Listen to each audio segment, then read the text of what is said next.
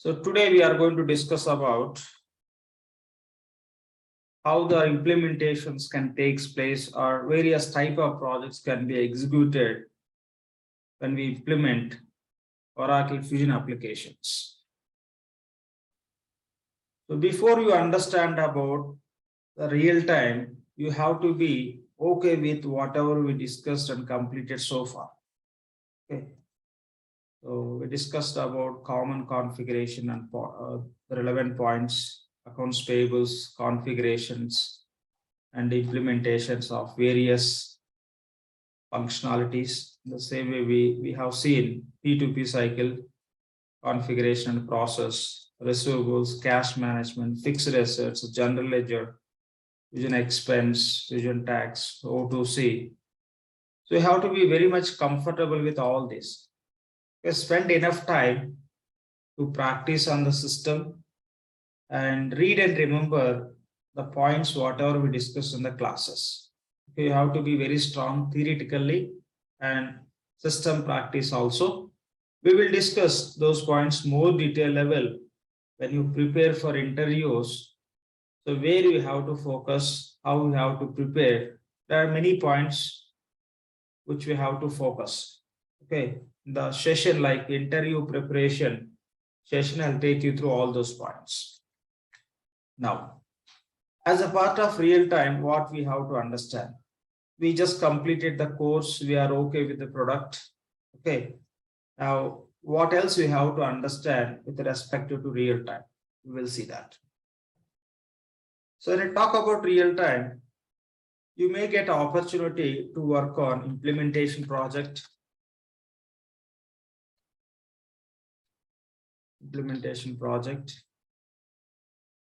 or you may get the chance to work on support project,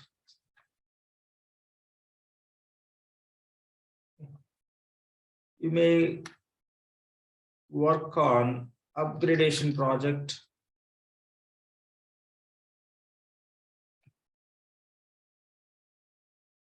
or rollout projects.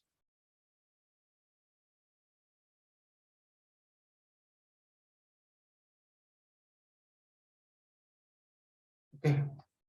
Mostly, you may get chance of working on implementation or support or upgradation or rollout projects. Typically, these are the project types.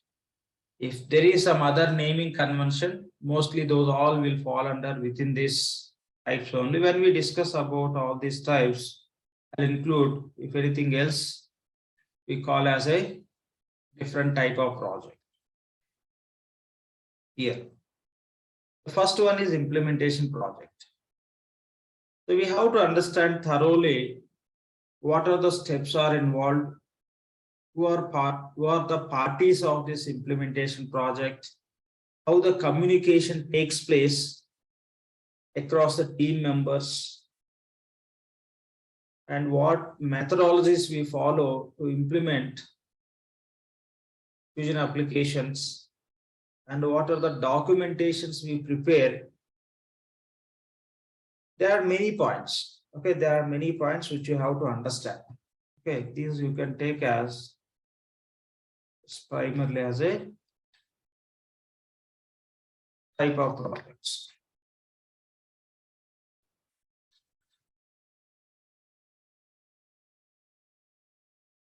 We will discuss about these projects, how these can be executed for reality. So along with this, when we discuss about these projects, we'll talk about the process, what process we follow in implementation, support, upgrade, and rollout projects, and what are the documents we prepare, and what are the methodologies. Okay, say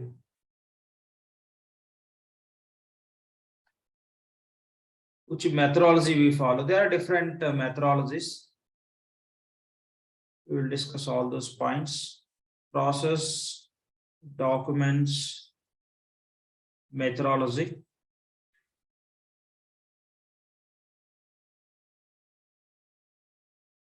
For anything, these are applicable. So apart from that, after discussing about all these projects, how these can be handled with the respective process and documentation and methodologies, we'll talk about interview preparation.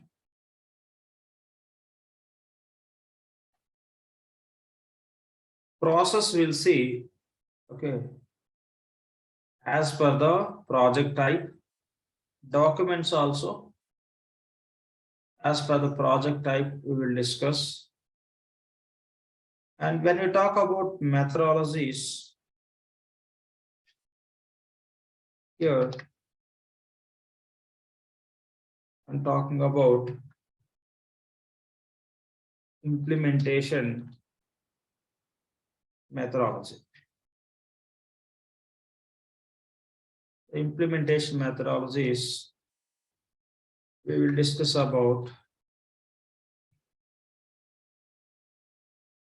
AIM methodology,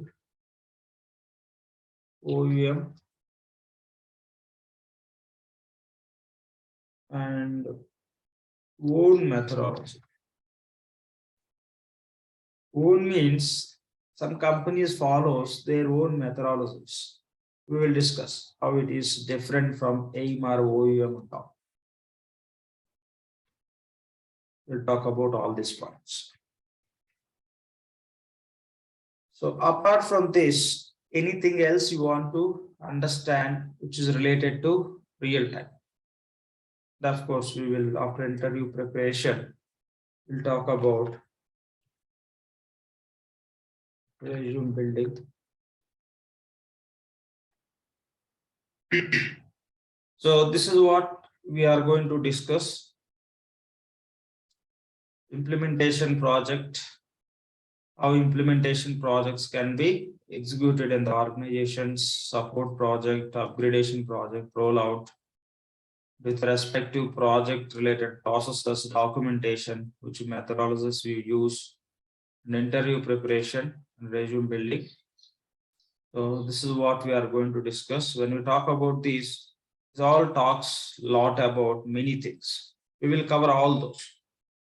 So apart from this, anything else you want to understand, let me know. I'll include here, which is related to real time. Please let me know if you are expecting anything else apart from this to understand about real time. I'll cover all the aspects of real time by referring these types or documentation process or methodologies. If something is in your mind and you want to understand related to real time, let me know. I'll include and we'll proceed accordingly. Anything else you want to include in this? Please.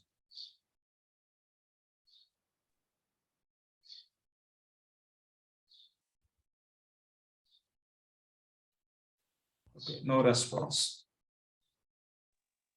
Lakshman, am I audible? Hello? Yeah, now you are audible. Oh, hi, Lakshman. There are different roles. Everything different roles, the life cycle, project life cycle management, where we involve, how the companies will get the projects, sales, pre-sales, how these parties, which parties are involved in the implementations. Sure. When you say, when I was saying roles, I meant to say that from the job opportunity point of view, there are different roles. So one of them is obviously the common consultant's role. Yeah. But then there are specialist role versus the business analyst role. I'll cover all those. Okay. When we talk about implementation project, see from your side there is noise with your mic and all, some additional noise we are getting apart from what you are speaking. Please fix it. Yeah, that I am going to anyway touch. I'll touch base on those points. When you talk about implementation project, who are the parties involved in the implementation. We'll discuss as a consultant. So what type of roles we may have, that again, depending on the company, we can have a different naming conventions for our roles. I'll cover those parts. That is there in the discussions. Anything else? Lakshman, and also include, please, regarding the real time, what was the scenario you are facing, challenges, kind of things. Yes, I'll while include definitely the implementation. because this is the most important. No. Yeah, because yeah, I'm talking yeah. about, Thank see, you. the implementation process. Definitely, you have to find out what are the challenges. When you talk about gap analysis, gaps, there we will discuss those parts. Yeah. Any other questions? Anything else you want me to include?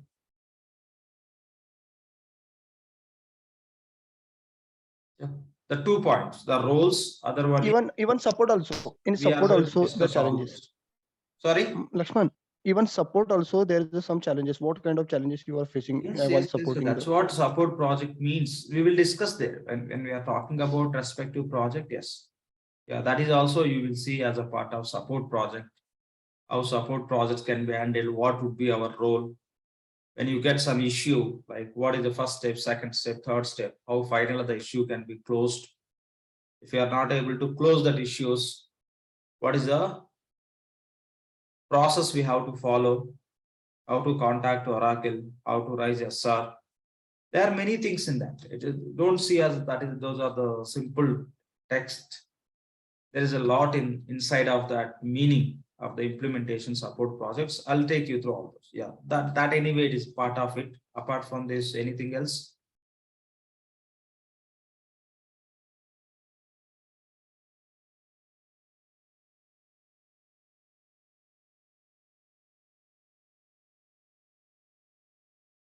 Okay, no.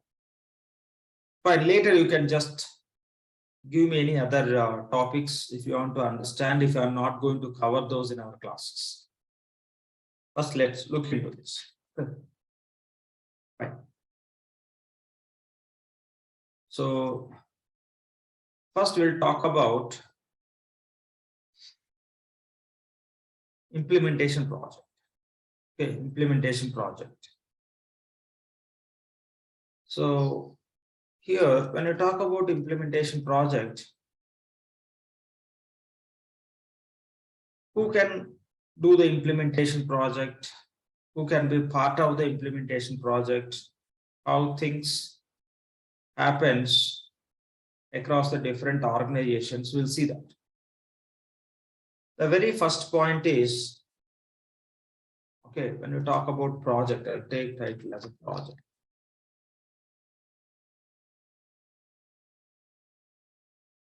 When you talk about project, we are going to talk about Oracle applications, Oracle Fusion applications.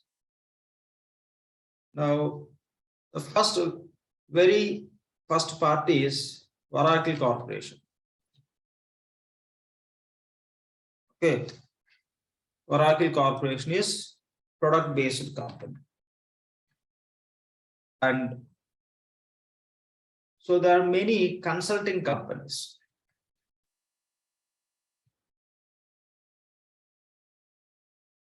There are many consulting companies who are the partners to Oracle. Okay, many consulting companies who are partners to Oracle. Say Wipro, TCS, Genpact, okay, Infosys. There are many companies. Okay, L&T. There are many companies. Those are all companies we call as consulting companies. These companies we treat as Oracle implementation partners. Okay, these consulting companies we call as Oracle implementation partners. Wipro, TCS, Genpact, they can do Oracle implementation projects or any type of projects. How they can do? The product is Oracle product. Not only Wipro, TCS, Genpact, Oracle also can do implementations. Oracle also can provide the support. Oracle also can do the upgrade projects. Oracle also can do the rollout projects. In Oracle Corporation, there are different divisions. Okay, Oracle Corporation also there are different divisions. One of the division is consulting. So the consulting division can do all this. Okay, they can do the implementation, support, upgrade, rollout for the clients. Apart from Oracle, there are many consulting companies in the market. They all can do the implementation, support, upgrade, rollouts related to Oracle products, because those companies are consulting partners for Oracle. Okay, Oracle. How these companies are, I am including Oracle also. In Oracle also there is consulting division. Okay, consulting division. How these companies can get the projects. So there is one company called as, say, XYZ INC. So these companies always try to find out who can implement or who are in need of using Oracle applications. There are separate teams for all these companies. They'll have a teams, sales team and pre-sales team.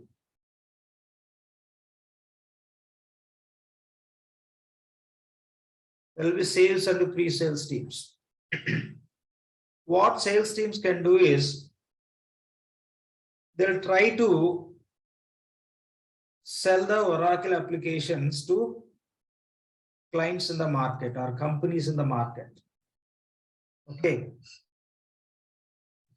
Their job is selling. Really, these companies are going to sell the product to these companies? No. Oracle can sell the product to these companies.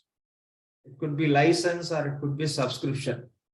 But what is the benefit of these consulting companies? Why they are trying to sell Oracle product to XYZ INC? Say, for example, the Wipro team, Wipro sales team will go and contact one company called as XYZ INC, and they says, now you are using so-and-so software for your business operations to manage your company related business process, related data. If you can use Oracle Fusion applications, these are the benefits you can get. And this is how easily you can manage the business data. This is how it will help you to take the decision making. This is how easily you can generate the reports. This much cost you can reduce.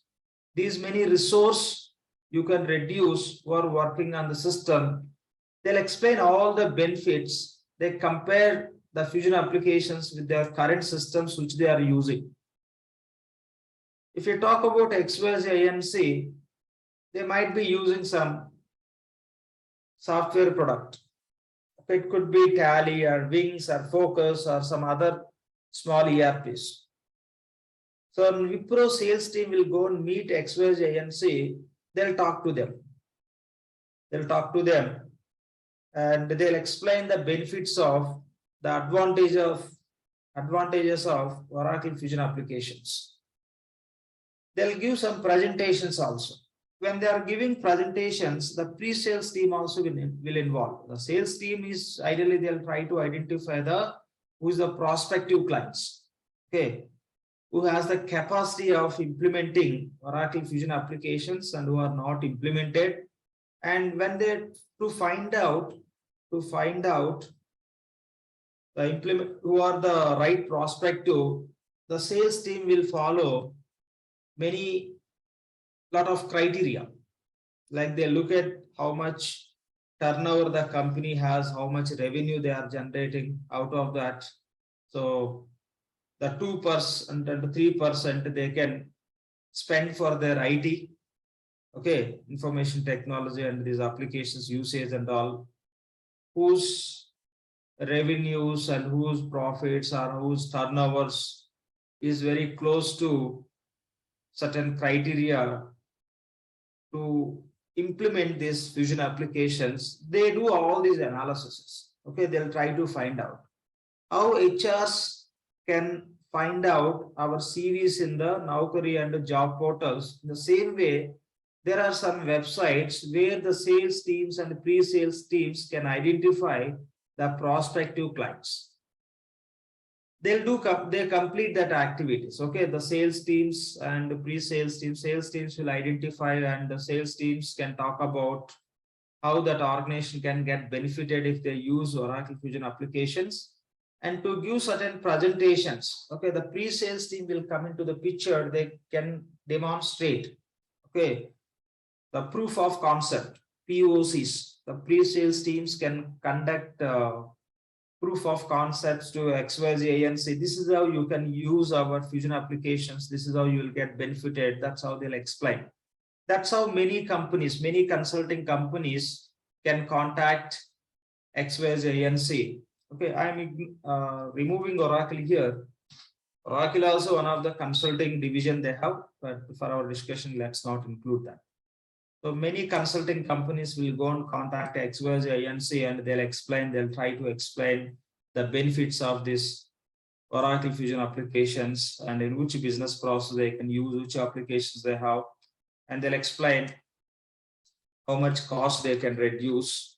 Okay, and they're going to reduce the cost and the resource and the time. There are many other points they consider and they'll explain. If client is convinced, they'll give the chance to give the presentation on the Fusion applications. The pre-sales team will involve. They'll conduct the proof of concept. Proof of concept means they'll just run through certain processes. This is how you can handle a P2P cycle, O2C cycle, or else so-and-so process you can handle. That's how they give the presentation. Say, for example, these three companies identified XYZ company is very potential client or prospective client who can implement Oracle Fusion applications. Their sales, pre-sales teams will go and meet them. They'll just talk to them. They'll give the presentations. Say XYZ INC is convinced.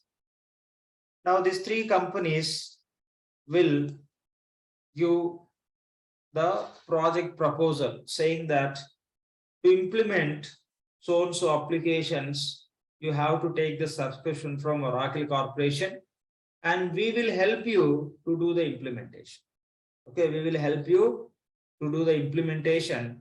That's what they'll explain. What is the benefit for these consulting companies? If XYZ INC client is going to use, or else company is going to use Oracle applications from Oracle Corporation, these people can work as a consultants for this company. They can work as a implementation partners. They can work as implementation partners with XYZ INC. That is a benefit for them. So product is owned by Oracle. Who need that product? XYZ INC. If these companies are going to implement that product, they'll get benefited. Okay, they'll get benefited. So that is the reason these companies will try to identify the companies in the market to do the implementations or to provide the support. And support and all we'll discuss later. Let's focus on implementations. Okay. So Oracle itself cannot find the clients, and it is not an easy job. That is the reason there are many consulting companies. Okay, Oracle partners. Those we call as Oracle consulting partners. Wipro, TCS, Genpact, Infosys. These are all companies we call as Oracle consulting partners. They do the implementations for the clients behalf of Oracle. Okay, so that they can take the benefit. By doing the implementation, they can earn good money. This is how it works. Say, for example, so these three companies contacted XYZ INC and they did different rounds of discussions, and finally the Wipro got the project. Every company will give their bidding. Okay, so this much it would cost, this much time it takes, and this much you have to spend to take the license or subscription from Oracle. Everything they'll explain. The XYZ INC selected Wipro for their implementation. So when Wipro will got selected by XYZ INC, okay, when Wipro is selected by XYZ INC, then Wipro will come into the picture for the implementation process. What Wipro is going to do? Wipro will have their implementation life cycle. Okay, Wipro will follow the implementation life cycle. The implementation life cycle means what are the phases or what are the stages they are going to follow with respect to executing this implementation. Before and after execution, what are the activities they have to perform. They'll they will schedule all those and they'll come into the picture. Okay, they'll come into the picture. Say for example, Wipro, this client is awarded the project to Wipro. Then what Wipro will do is they will start working on that project. Here we have to understand one point, the implementation life cycle we have to understand. If any company is going to do the implementation for any client, so they'll have an implementation life cycle. Implementation life cycle. Implementation process is different from implementation life cycle. So first of all, we have to understand where we fall into. As a consultants, where we fall into, I'm trying to explain here. Here, nowhere we involve. Okay. When companies say, for example, you are working for Wipro or TCS or Genpact, when these companies are trying to get the project from so-and-so client, we nowhere involved as a consultants. Let's talk about implementation life cycle. Okay. Implementation life cycle. As a part of implementation life cycle, what are the different phases they can have? So as a part of implementation life cycle, they'll have a different phases. The first is inception. Say inception, or you can say initiation.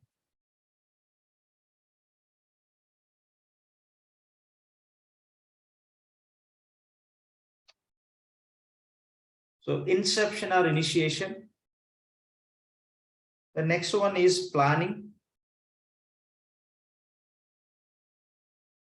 Fine. Inception, then planning. The third phase in the life cycle management is execution.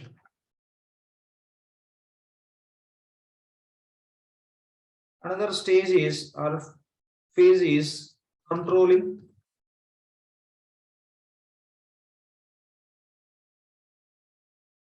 And closing, you can say. The very first step is for any consulting company, or for Oracle also same process.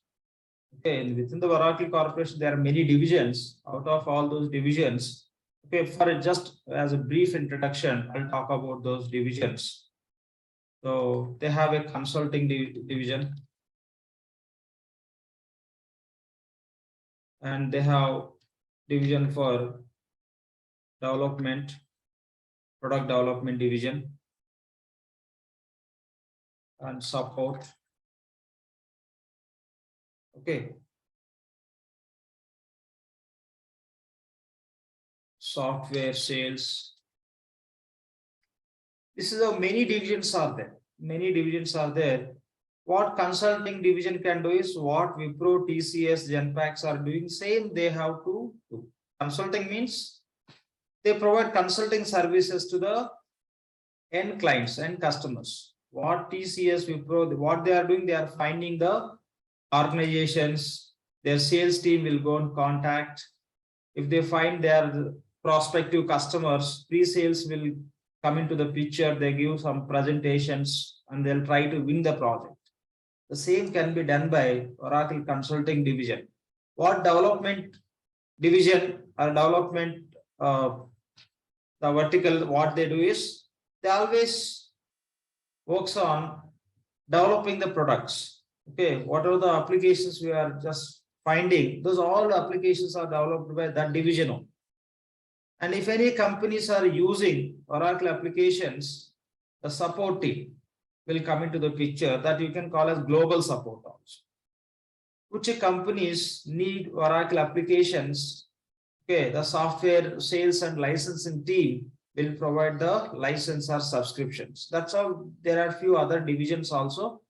We no need to discuss and we no need to understand about all those divisions. Okay, as a part of this real time or very generic information, we no need to understand. Just please be aware of these are the basic divisions. There are many other divisions also. We no need to understand. If you are going to work for Oracle, here you falls under which division, accordingly you can understand. Otherwise, this information is enough for us. So this consulting division works as this consulting companies. Okay. Right. Now, say for example, Wipro got project from XYZ Inc. Now they have to follow implementation life cycle. Okay, implementation life cycle. Or instead of saying implementation life cycle, call it as project life cycle management.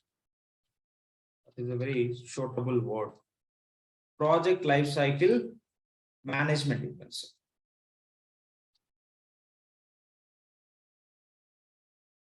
But if they are going to manage any project, what is the life cycle?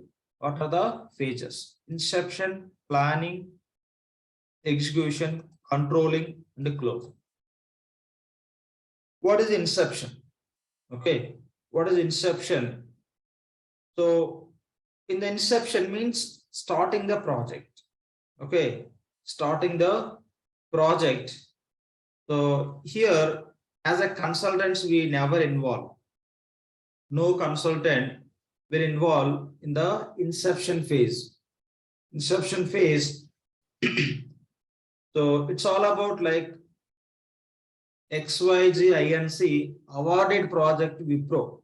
Awarding means they given the project to Wipro company. The Wipro company will start working on the project. When Wipro company will start working on the project, that we call as inception. That we call as inception. As a part of inception, they'll initiate the project. They'll start the project. Okay. There will be internal teams and all. They'll just take the initiative. Okay, from so and so client, we got this so and so project. How to start with this? So they will have a discussions and they'll take the initiative. And later, the planning phase, the PMP will come into the picture. PMP, project management plan.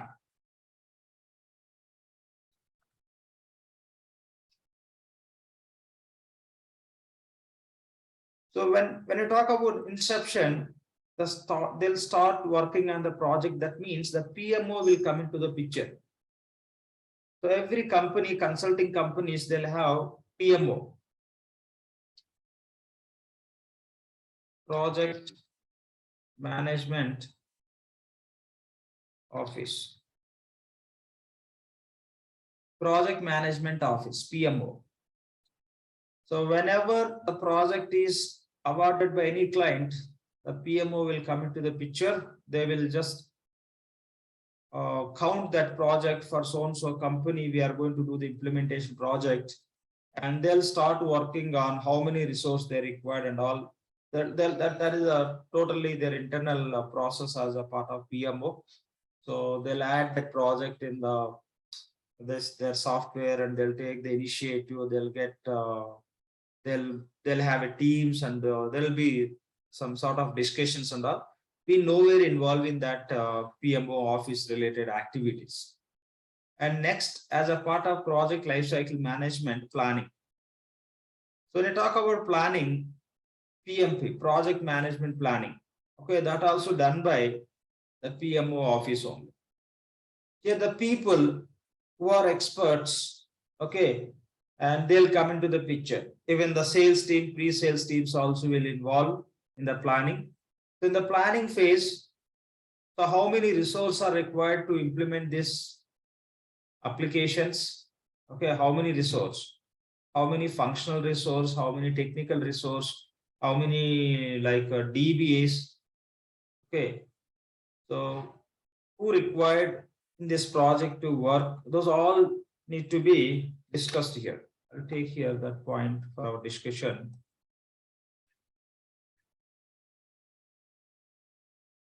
Okay.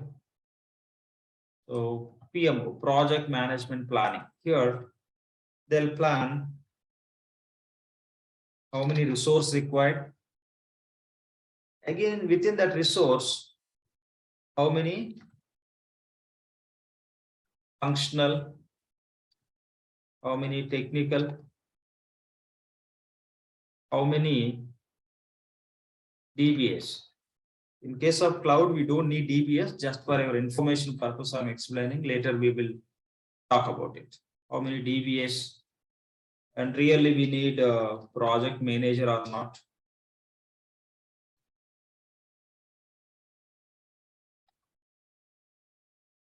Okay. And again, there could be a reporting manager or not,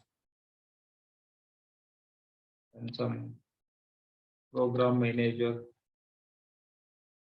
who are going to be part of this implementation project that they decide within the planning level.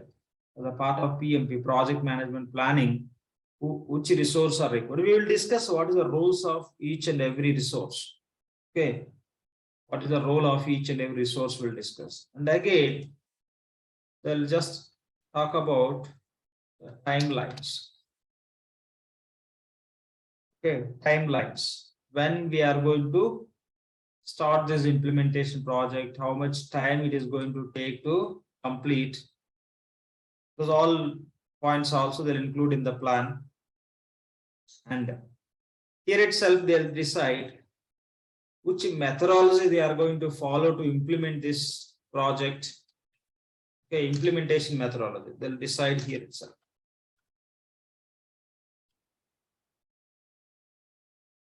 They'll decide implementation methodology, by using which methodology they are going to do the implementation for this client, XYZ INC. And what is the scope of the applications? Scope of applications. Which applications we are going to implement as a part of this project, the company that Wipro is going to implement, which applications, the scope of the applications which they are going to implement. Who will decide the scope of applications? Here, the sales and pre-sales teams only will decide which applications the XYZ INC is required. As a consultant, we never involve in this.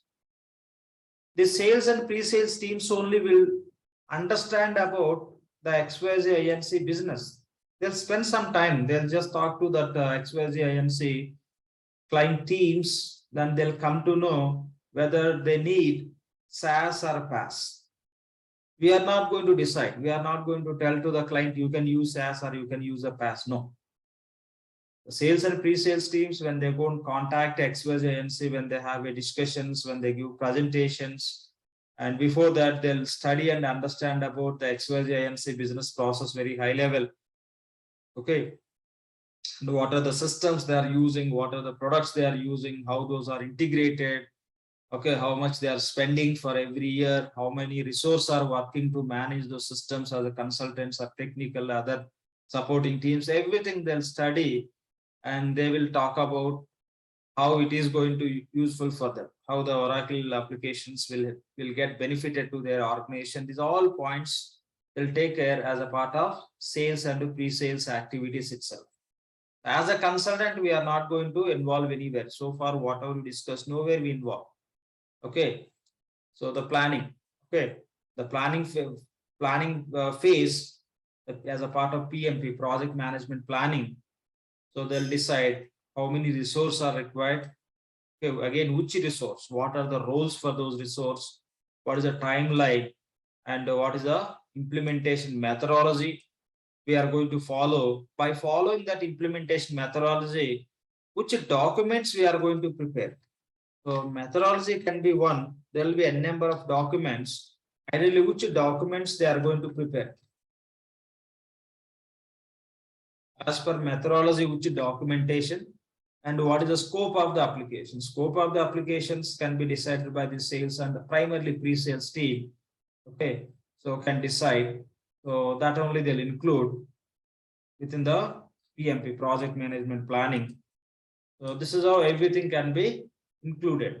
And who is the other parties are interested as a part of this implementation from client side and for our consulting company side.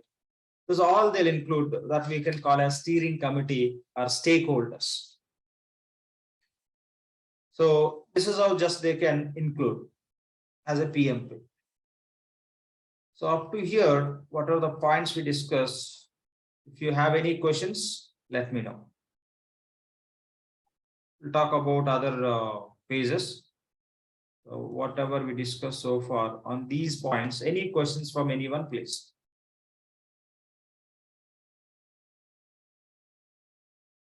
Any questions, please? No questions. Now, once planning is done, okay, once planning is done, that means project management planning is done. The next phase is execution. Okay, next phase is execution. This execution only we involve as a consultants. Okay, in execution only, okay, we involve. We are part of execution.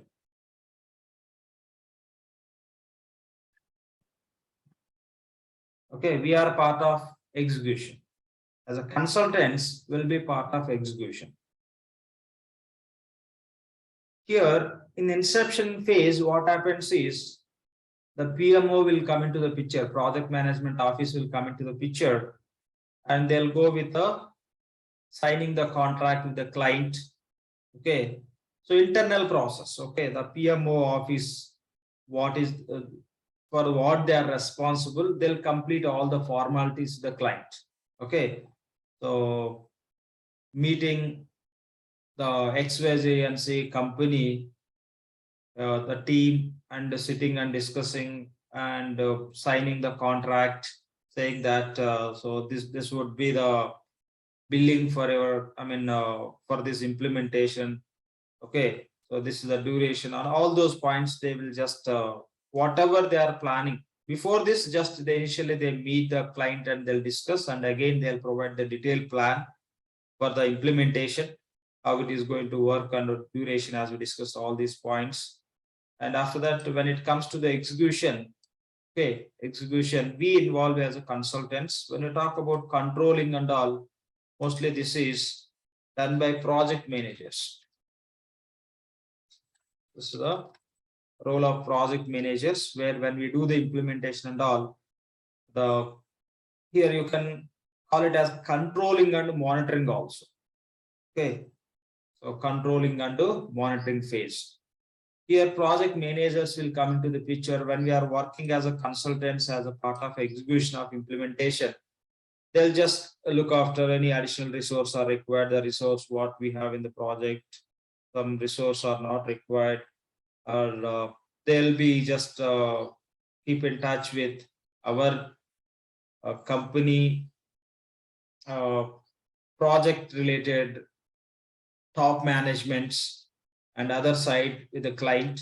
As a consultants also will keep in touch with the client, but from our company side and XYZ INC side, teams would be there.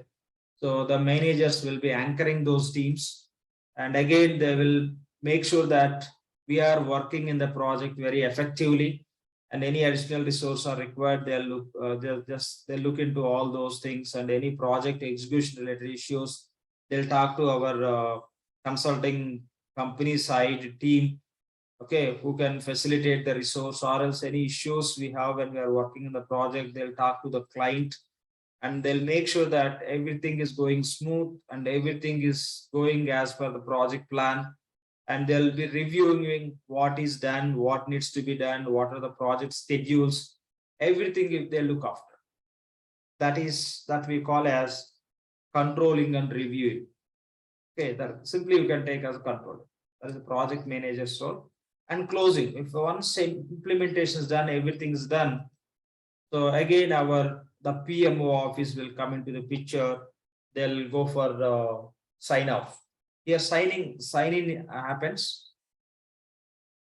Okay, so our PMO office will just prepare necessary documents to take the agreement, to enter into the agreement with the XYZ company for this project implementation, and other formalities they complete to what needs to be done as per the company PMO. Okay, and once implementation is done, again the PMO will come into the picture. They'll take the sign off, means they'll take the approvals for the entire project as executed, implemented. Okay, closing means just sign off. Right. So these are the points we have to understand. So this is what we have to understand about project lifecycle management. The consulting company, this is a life cycle they'll follow for every project as a company. Okay, so inception, where they can start with the project with signing all the contract related formalities. Okay, they'll have a agreement, a contract, not we should not call as agreement, contract.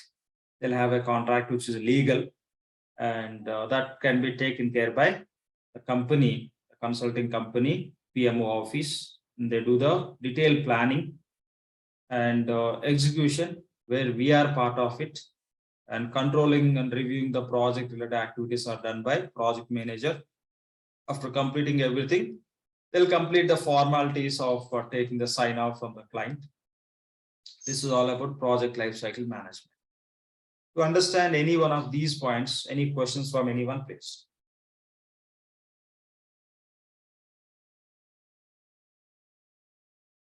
Any questions?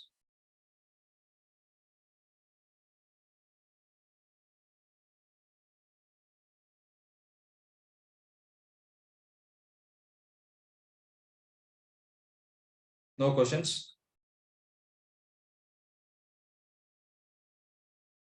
Fine.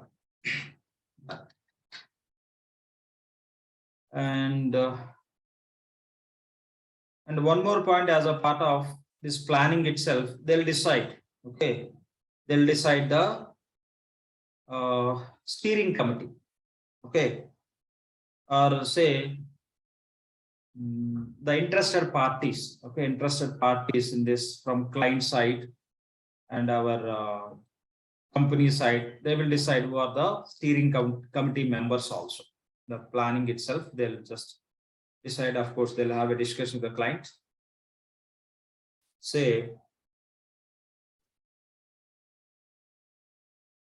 steering committee. Steering committee means from the client side, okay, from our consulting company side, primarily client side, okay, consulting company side also, there will be some people who can keep eye on this project related to this entire execution. So they include in that as a steering committee. Stakeholders, interested parties, apart from consultants and all. So that is another aspect. Everything as a part of project planning, those all can be included. Now we'll talk about execution. The execution process only we call as project implementation process. Okay, when we talk about project implementation project, here we are talking about execution management. The execution management we call as implementation process. Okay, when you talk about implementation,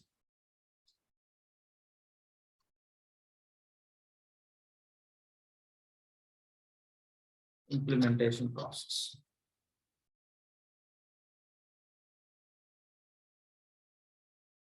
So when I talk about implementation, so who are going to be part of this implementation team? The first point is we have to understand implementation team. When you start with implementation, here as per the planning, they will decide what is the team for this implementation.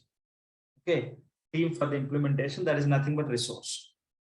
Okay, implementation team.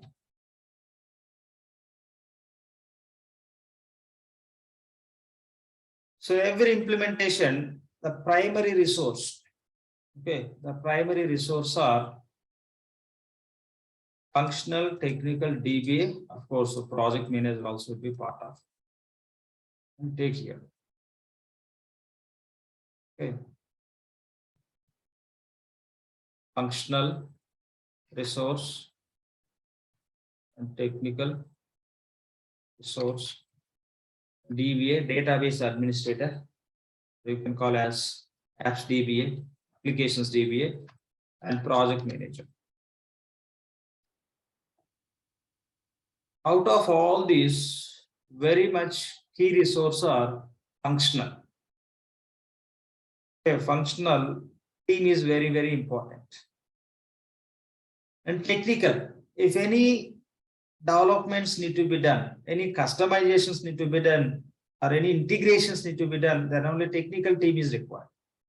Okay, the technical team is required. So as a part of implementation process, we will understand very detailed level, but when we look at this each role, what is the responsibility of that role people, we will discuss here. Okay, the functional people role is so understanding the business,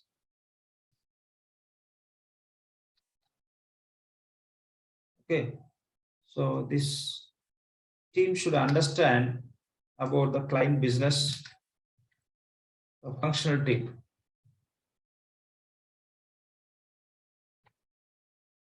They have to understand about the client business. The implementation process, I'll explain very detailed level here, very high level. Okay. They'll understand the business, they design the solution. I'm taking the points very high level. I'm not taking very detailed level. Detailed level we'll see as a part of implementation process. They'll design the solution. Okay, they do the implementation. They'll provide the training. Okay, they'll prepare required documents and all for this. Very high level I'm taking. There are many other points which you have to include as a functional consultant role related activities. Okay, they understand about business and they design the solution, they'll implement, and they'll train the client team. And in all these areas, they prepare the documents also. Okay, and what is the role of technical? Simply I can take, they do the customizations. They do the customizations. If any new report is required, they develop. If new page is required, they can develop. And if any integration need to be done, they do the integrations, connecting one application with another application, say third-party applications integrations. Okay, or else let me write in detail level. Because when you talk about functional, as we'll discuss more detail level, technical also the part of implementation process we'll discuss, but here let me list out their roles. So they develop, they'll customize reports,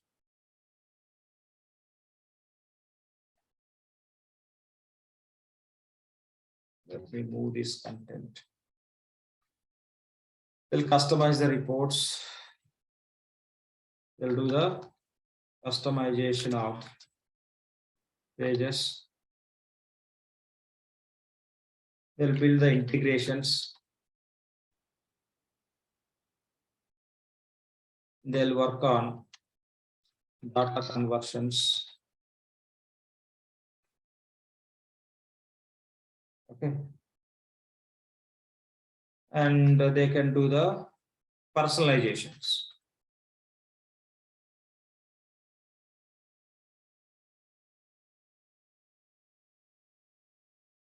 So this is the role of technical people. Okay. Say for example, you take payables application. For payables application, Oracle is providing certain reports. As per client requirement, they need few more reports. Say those reports are not available as a part of payables. Then we have to talk to the technical team to develop the reports. When we talk to the technical team to develop the report, what are the points we have to discuss, what document we prepare, based on that which document technical team can prepare, we will discuss as a part of implementation process. Okay, simple point. Okay, so we get the requirement from the client as a functional resource. Okay, as a functional resource, we get the requirement from the client, and we will talk to the technical team saying that the client requires so and so additional reports. Accordingly, we'll prepare one document. Which document, how we prepare, what include, we'll discuss in the implementation process. And once we provide the requirement to technical team will prepare one document by addressing that same requirement. So what is the document name, etc. we'll discuss later. So with the help of that document, technical people will develop the reports, and what is the process when they develop also we'll discuss later. In the same way, say they need some new pages.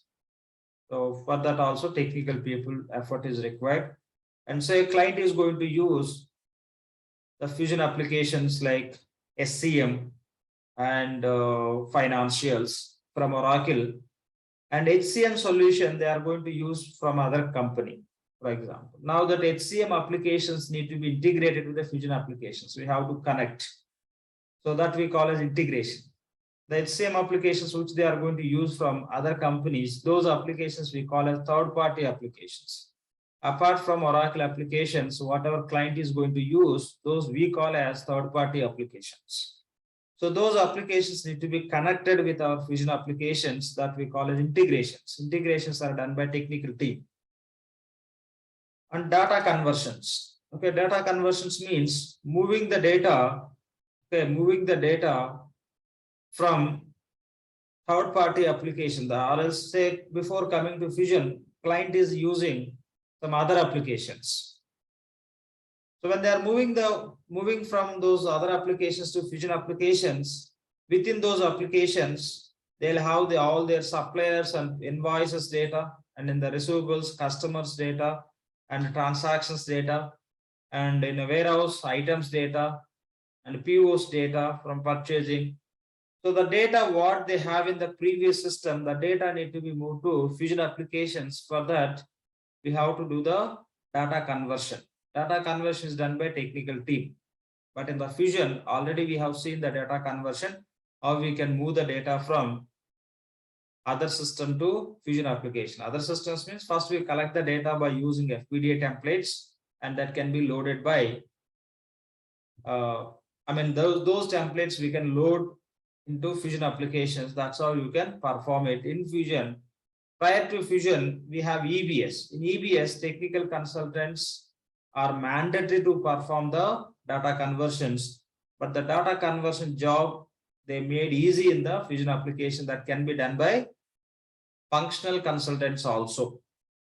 Okay, but still they have some other applications. They want to automate the process of moving from other applications to fusion application. There we need technical team support to move the data. So in fusion, being a functional consultants, we can move the data from legacy to fusion applications. Okay, by using FPGA templates. Whatever the process we discussed and we have seen, that is a manual process that can be automated by technical team. Okay, that can be automated. So bringing the data, collecting the data into FPGA templates and loading the data into fusion applications, say that's a big task for us. Then we can ask the technical team, they'll extract the data from the legacy systems. They will load the data automatically into FPGA templates. And what are the manual process we followed? Placing the file in UCM, populating the data in the interface tables, importing the data into base tables. We discussed and we did in the system, right? In the payables, we loaded suppliers data. As a part of payable sessions, we loaded suppliers data and the invoices data. As a part of receivables, we loaded customers data and auto invoice data, means transactions data. The fixed assets, we loaded assets data, and GL, we have seen journal data. Whatever we did completely through manual process that can be automated by a technical team, that same we call as data conversions. If required, we automate with the help of technical team, or else as a functional consultant, manually we can collect the data and we can load it. And personalizations. Personalizations means when we are going to work on any applications or any process, say for example, when we are creating the transactions, when we are creating the invoices in the payables application, say if somebody is going to select invoice type as a prepayment, some additional data need to be captured. That we can achieve with the personalization. Or else we want to write some conditions when we create something in the system based on the business scenarios. Those can be done by personalizations. Okay, personalizations there, they can write some custom procedures. The basic personalizations can be done in the SaaS environment. If you want to do little advanced personalizations where you write custom procedures, custom PLL, okay, so you have to be in the PaaS environment. You have to be in the PaaS environment. Now already we discussed about SaaS, PaaS, and IaaS in our classes, right? So the customization, customized reports can be done in the SaaS, and customization pages cannot be done in the SaaS. You can do in only PaaS. Integrations you can do in SaaS or PaaS. Even custom reports can be done in the SaaS and PaaS. Data conversions could be SaaS or PaaS environment. Personalizations, basic personalizations we can do in case of SaaS, but advanced personalizations can be done only in the PaaS environment. So we discussed what is possible, what is not possible in the SaaS and PaaS. We discussed. IaaS is just for storage purpose. That also we discussed. Okay. So this is what we have to understand. This would be the technical consultant roles, technical team role. Okay. So many other, like already in the payables we have seen payment formats and all. Okay. The formats modifications. Okay. Customizing the formats. Those also should be done by technical team on. Could be any format. Say you are going to make the payments, the check formats, or else any other formats, or take example of receivables transaction. When we are going to send the bill to the customer, okay, in what format we have to send the bill, all these formats can be designed and developed by technical team, or else what Oracle is providing, those can be modified by technical team. But when you talk about the fusion applications, you can ignore this point. If you want to automate the conversions, yes, we need technical team support. Okay. So this is the role of technical team. Any questions here, please? When you talk about functional, there are many things. We will discuss that. We will discuss as a part of implementation. Again, these also are included as a part of implementation. What is the sequence of activities we have to perform? We will discuss. Any questions here, please?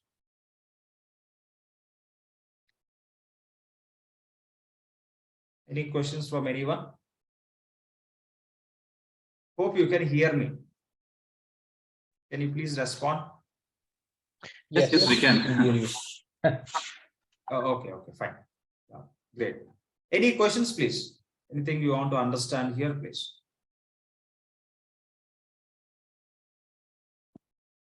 Anyone? You are not getting any question after seeing this content? At present, we are not getting question. But whatever we learn, it's like we might be going. Does it even help in pre-sales also? Oh, sorry, what do you say? Whatever we learned till now, does it helps in pre-sales also? The job that if you are trying. No. Pre-sales, yeah, definitely. See, you are talking about the role of pre-sales consultant, right? Right. Yeah. See, if you know the product knowledge, then only you can work as a pre-sales consultant, where you go and give the presentations about the product. Yes. Of course, what we did with that, you can go to pre-sales.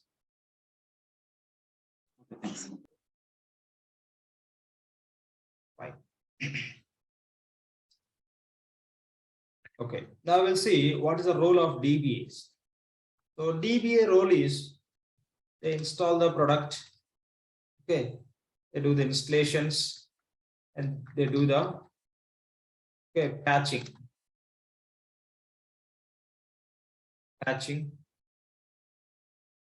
and they do the cloning, some bug fixes and all comes under this, and maintenance.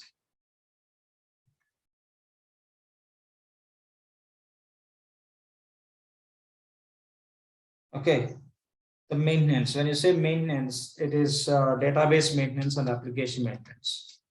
Database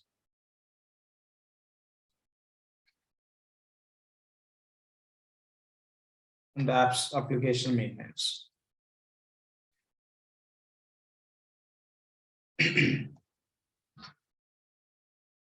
So they are responsible to install the application. Say, for example, you are going to use Fusion applications by using your own server, or else you take in the subscription for IaaS.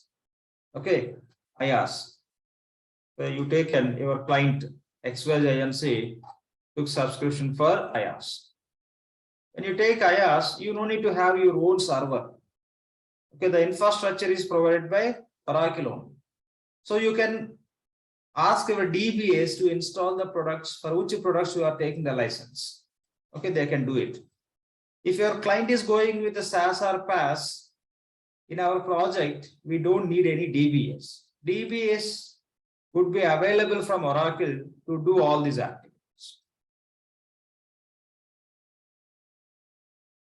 Okay, if you are going to have on-premise solution, okay, on-premise solution where you will have your own server, then DBAs be required to install. Okay, the DBAs required for installation and to perform all those activities. If you are going to subscribe Fusion application from Oracle with the SaaS or PaaS subscription, we don't need any DBAs.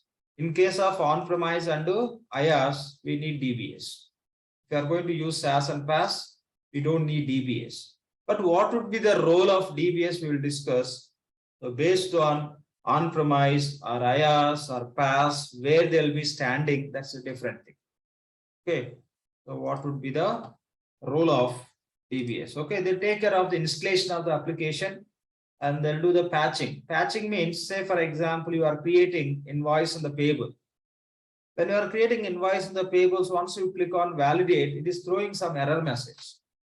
It is throwing some error message saying that some unexceptional error is created, event is generated, so and so. System is giving some message. Then what we do is we go and check, but we'll take that error message and we'll search in the meta link. Okay, we'll search in the meta link. That's a very old term.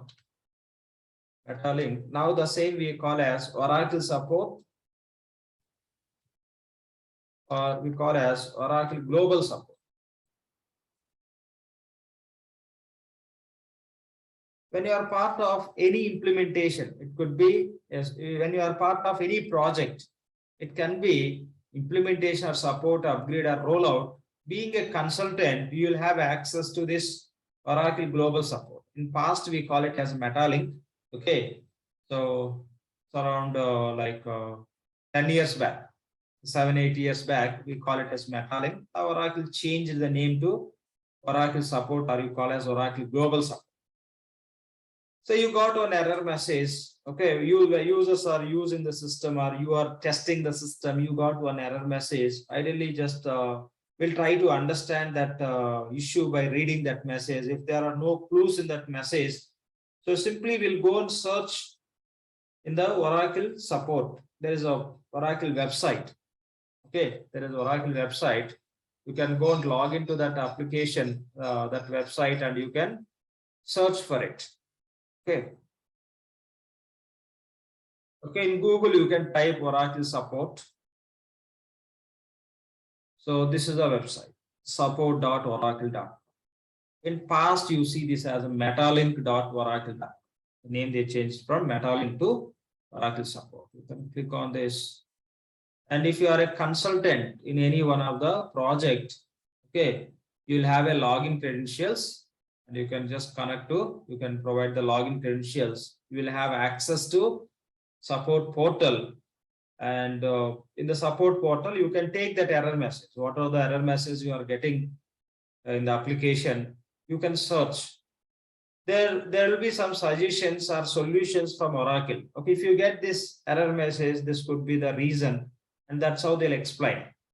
So if that error message reason is some so and so setup and all, we can go and fix it. Or else, if that error message is because something went wrong in the application coding, that we call as a bug. So whenever you validate the invoice, it is throwing some error, and you verified in Oracle support. In Oracle support, for that error message, they are saying this is a bug. The bug means something went wrong in the coding related to invoice validation, what Oracle written. Then within this, my Oracle support or global support or Oracle support, whatever you call, we raise SR, service request. Okay, we raise SR to Oracle. Okay, for that with that client credentials, logins. Then Oracle will respond and they says, apply so-and-so patch on your instance. Then we have to contact our DB. Okay, patch means a piece of code to fix the issues, coding related issues. The coding related issues we call as bugs. Bug means coding issues. How those can be resolved? By applying the patches.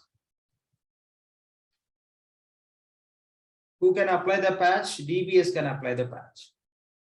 If it is your own server and all, you will have a DBS, you ask your DBS to apply the patches.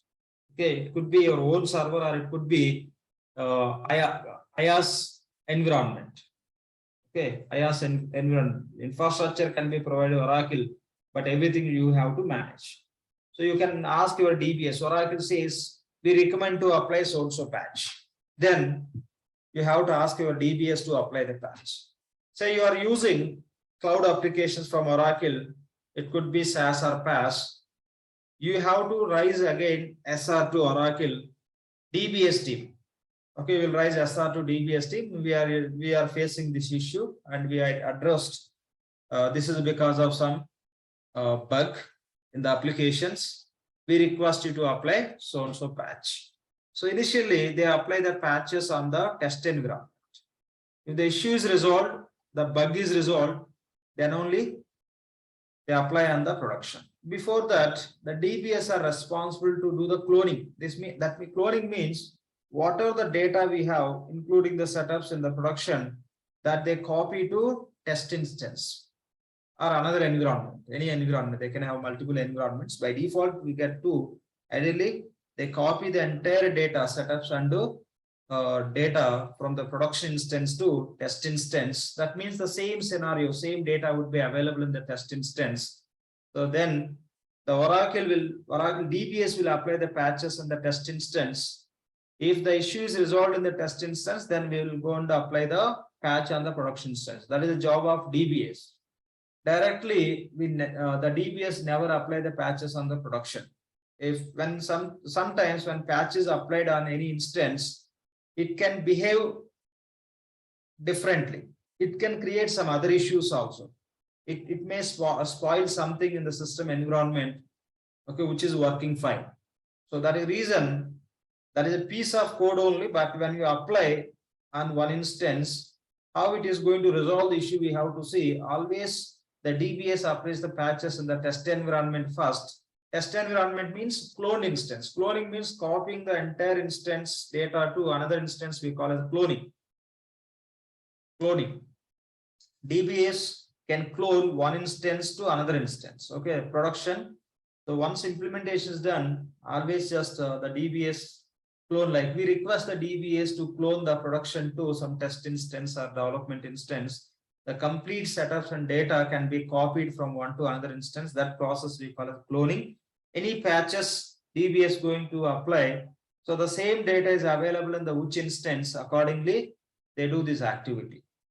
Okay, as per implementation process, what are the other instances we can have, with what name we can call, those all also we'll discuss. As of now, try to understand the meaning of cloning and patching.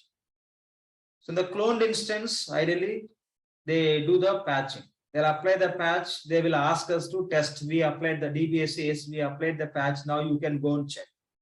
As a functional consultant, we'll go and check whether that is working or not. Still, it is not working. The validation, invoice validation is not working. Again, we'll contact Oracle support and says, as you recommended, we apply so and so patch. Still, that issue is not resolved. The bug is not resolved. Then they may recommend other patches. Now you try with this patch, you try with that patch. That's how they'll help us. And by taking the DBS help, we can apply the patch. Once the issue is resolved, we'll inform to the support saying that so and so after applying so and so patch, the issue is resolved. Otherwise, we will say we applied this patch. After applying the patch, now we are getting one more issue. Now we are not able to create invoice itself. So that's how the patches, we don't know how those can be behaved sometimes.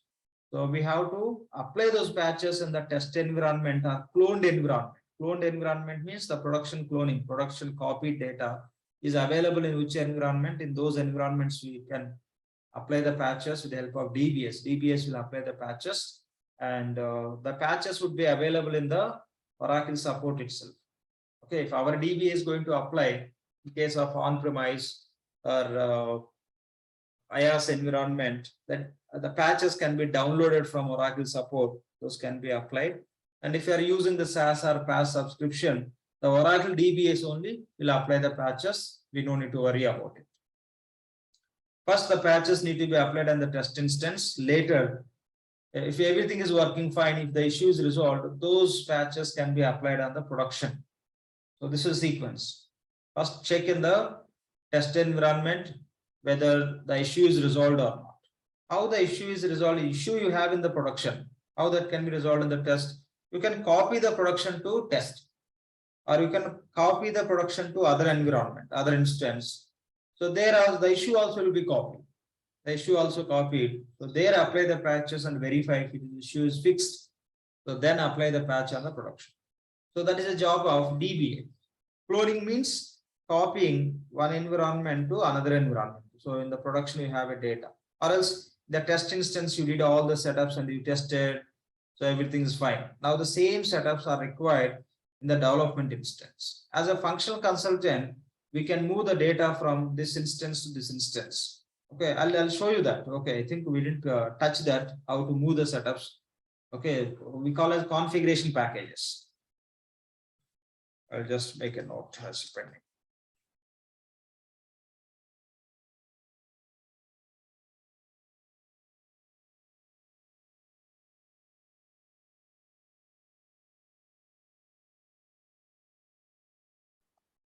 Configuration packages. I'll take you through after some time.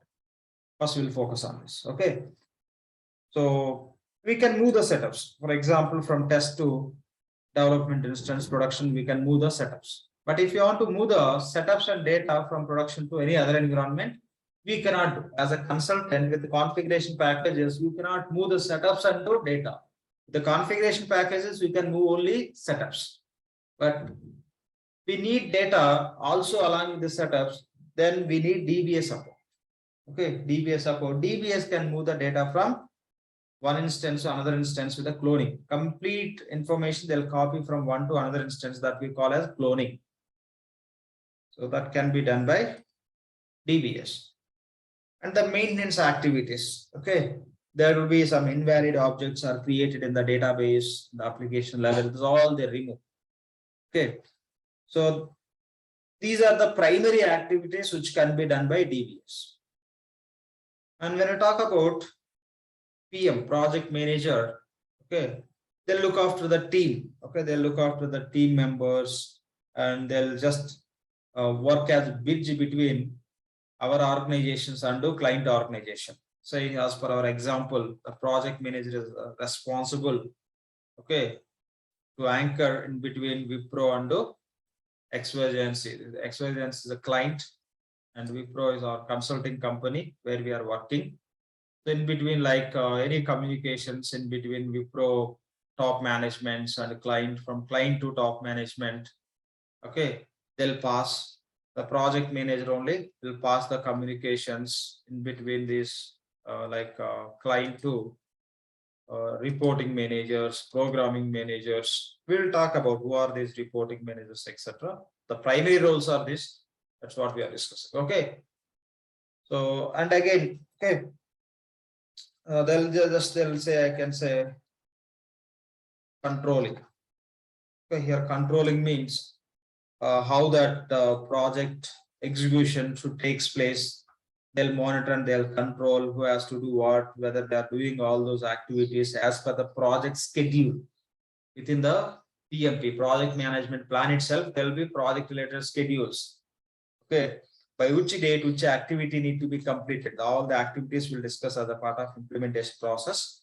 So all the activities are happening as per the project schedule that should be taken care by project manager. And other responsibilities, the project manager will involve in the meetings with the client. Okay, there will be separate meetings where project manager will involve. They'll take their feedback, how my team is working. Okay, so or else sometimes when you're part of a team, like as a consultant, if you ask something to the client may delay. Those scenarios also, our project manager can talk to the client saying that please help us, our team, to provide so and so data so that they can complete the implementation activities as per the schedule. And other side, they will just communicate with our consulting company side to the higher management, like reporting manager or programming manager. They'll update the status. Okay, so with respect to XYZ's implementation, we are standing in so and so phase. These are the activities are completed. Now we are doing so and so activity as per our project schedule only we are working. Okay, or else those schedules are got delayed, and these are the reasons. And there are some escalations. Okay, client can escalate issues. Client can raise the issue saying that your team is not working fine, and in your team so and so resource are not okay. So these are all like they're like as a project manager, the project manager should look after all those. They'll communicate with the client teams and our organization top management, and they'll conduct the meetings for the implementation team also. Okay, so this is a job of project manager. Okay, this is job of project manager. This is what we have to understand. So here, don't think like what we are discussing that is a complete information. When we go through the implementation process, when you go through this support project process, upgradation, rollout, here also will come across different things. This is all you have to count, which you have to understand. Now, just a few things I'm introducing. Okay, so many things should be done by functional consultants. We are going to work as a functional consultant. When I talk about functional consultant, for each area we'll have a different functional consultants. Okay, say Oracle Fusion, financials, functional consultant, or you can include cloud, nothing wrong. So already we discussed what is the meaning of cloud. Okay, Oracle Fusion Cloud Financial Functional Consultant you can call. If it is deployed in Oracle virtual servers, then you have to include the cloud. That's all. Okay. So already we discussed what is the meaning of cloud. So you know where to include cloud, where you don't need to include the cloud. In the same way, so we'll have a different functional consultants depending on scope of the implementation. Okay, if you are going to implement SCM, okay, Oracle Fusion SCM functional consultant, Oracle Fusion HCM functional consultant,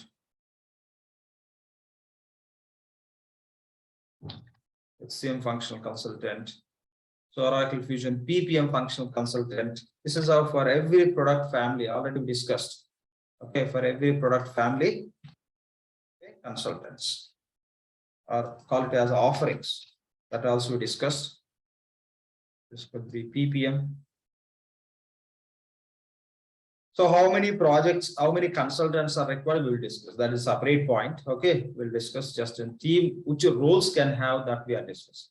This is how we can have. Technical means mostly 99%, the technical resource are not specific to functional area.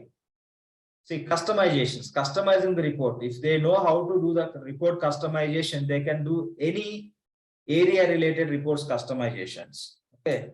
If technical consultant knows how to customize the report, how to develop the new report. They can develop finance related reports or SCM or HCM PPM.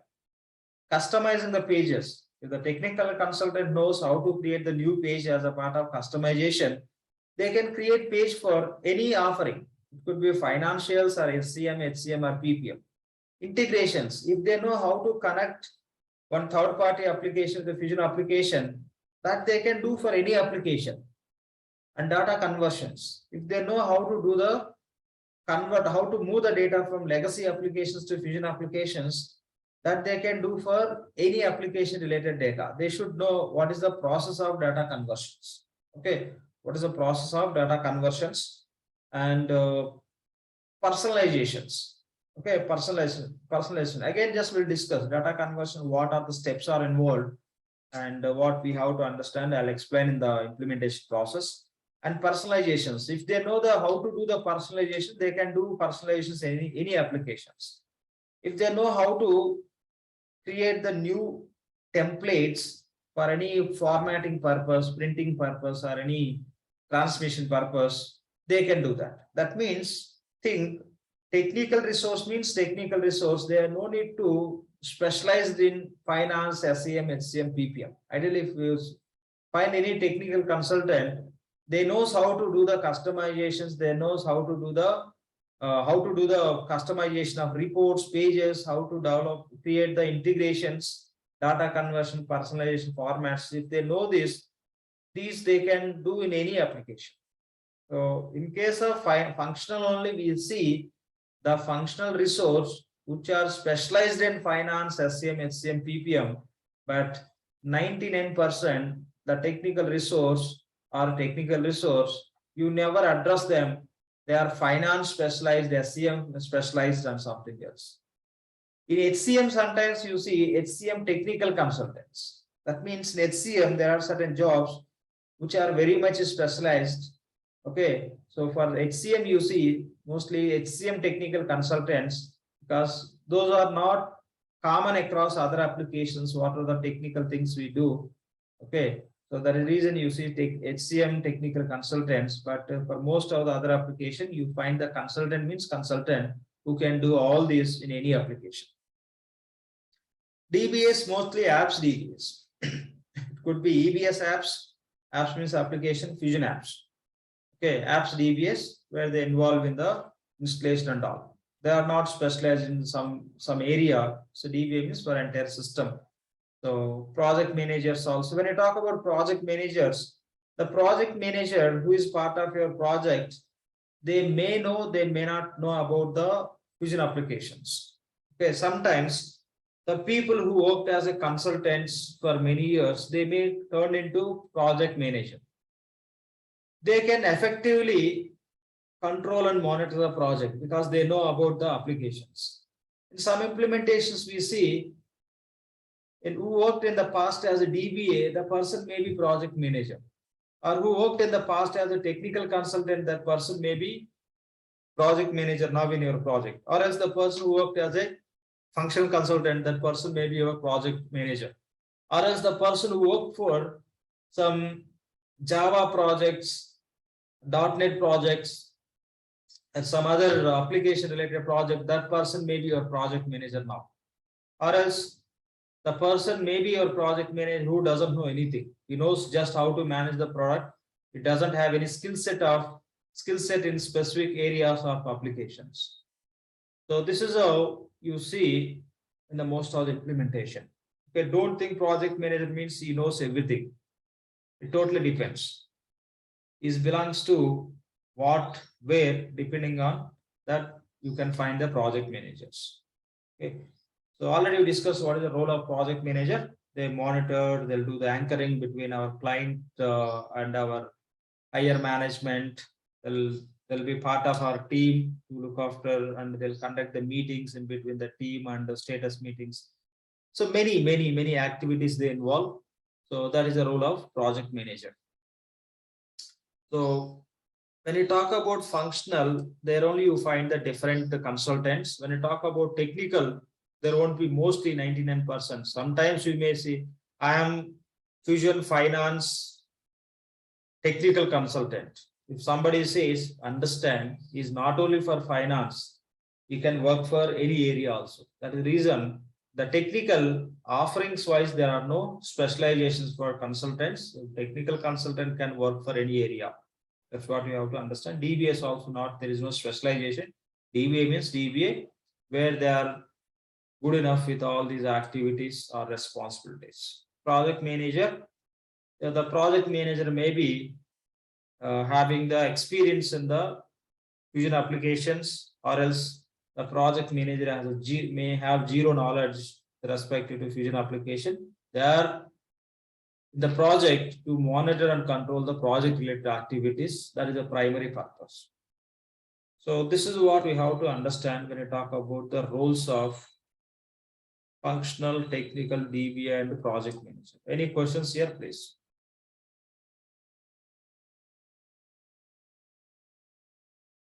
Any questions? No questions. Now, I'll take another two roles also here. Okay, so you see here a reporting manager, programming manager. Instead of taking here, let me explain here itself. So reporting manager. So some projects, okay, you'll have a project manager. Along with that, there will be reporting manager also. The project manager may involve in the project activities like looking after the team and all those things. And reporting manager may not be in the project still. So we have to report to reporting manager. You may have a project manager as a under reporting manager separate. So whatever you are doing, you don't need to report to your project manager. You have to report to reporting manager what you are working, what are the schedules and all that. Reporting manager also will look into that. So programming manager, mostly the programming manager means they look after multiple projects. Okay. So sometimes the reporting, most of the times reporting managers will involve in the project related discussions along with the project manager. Some projects they don't involve, just project manager only will involve in the project execution related activities, discussion with the client and discussing with our top management and the team members. All the activities project manager will involve. The reporting manager may get information from the team as well as project manager. The reporting manager may involve, may not involve in the discussions with the client.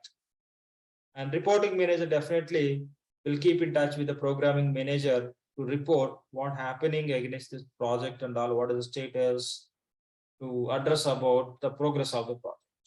Okay, for multiple projects, you can have a programming manager, the organizations. In some projects, the project manager and reporting manager would be same. The same person can act as a project manager come reporting manager. In most of the implementations, the project manager only reporting manager to us. Okay, that's how you could see reality. Any questions, please?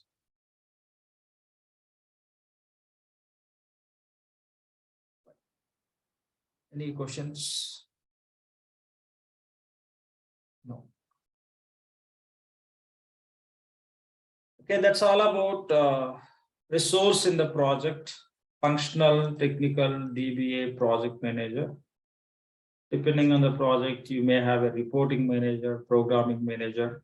There'll be practice head and all. They never involve in the project activities, the reporting, most of the cases. So that. The implementation project, implementation team. Okay, these are the different roles. So when I talk about team size,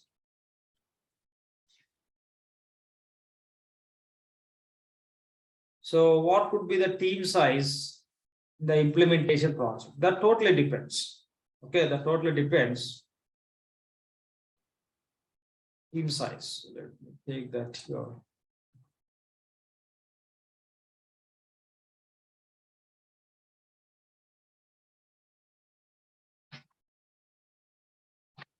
When I talk about team size, some implementation project, you may have say just 5 members team, or 6 or 7 members, or 8 members, 10, 50, 100, more than that also.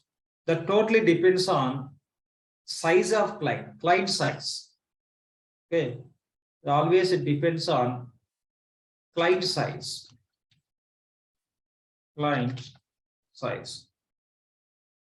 So client is very small client, small organization, or large organization, or mid-size organization.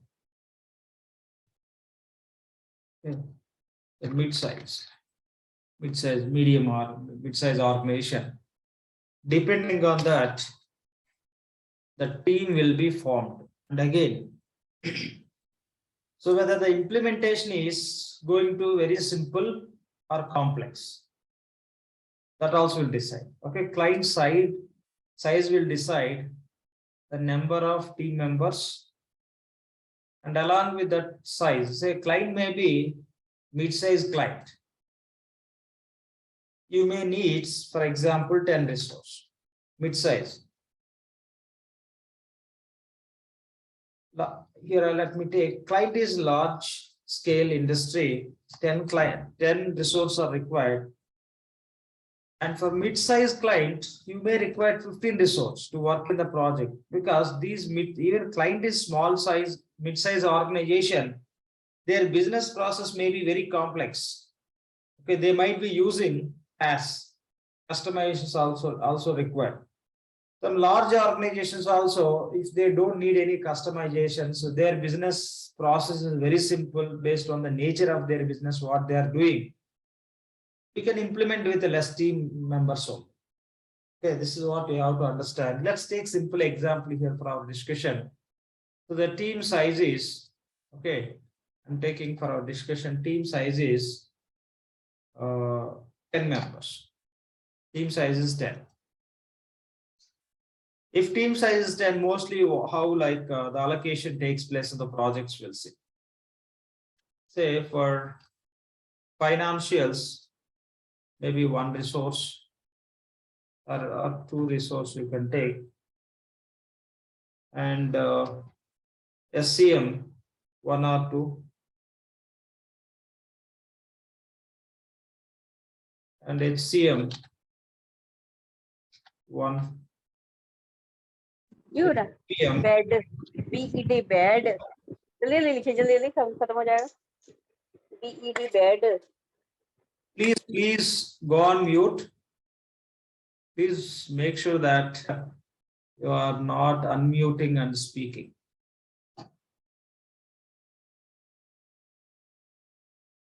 Okay. So financials, SCM, HCM, PPM, maybe 1 resource for procurement.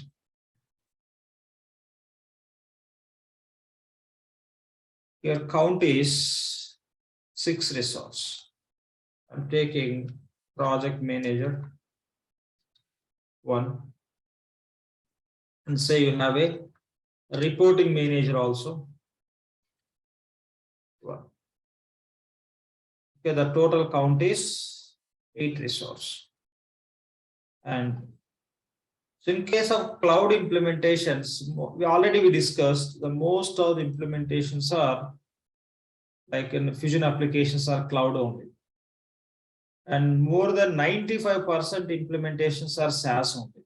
In SaaS and PaaS, we don't need any DBAs. So you don't need to include any DBA here.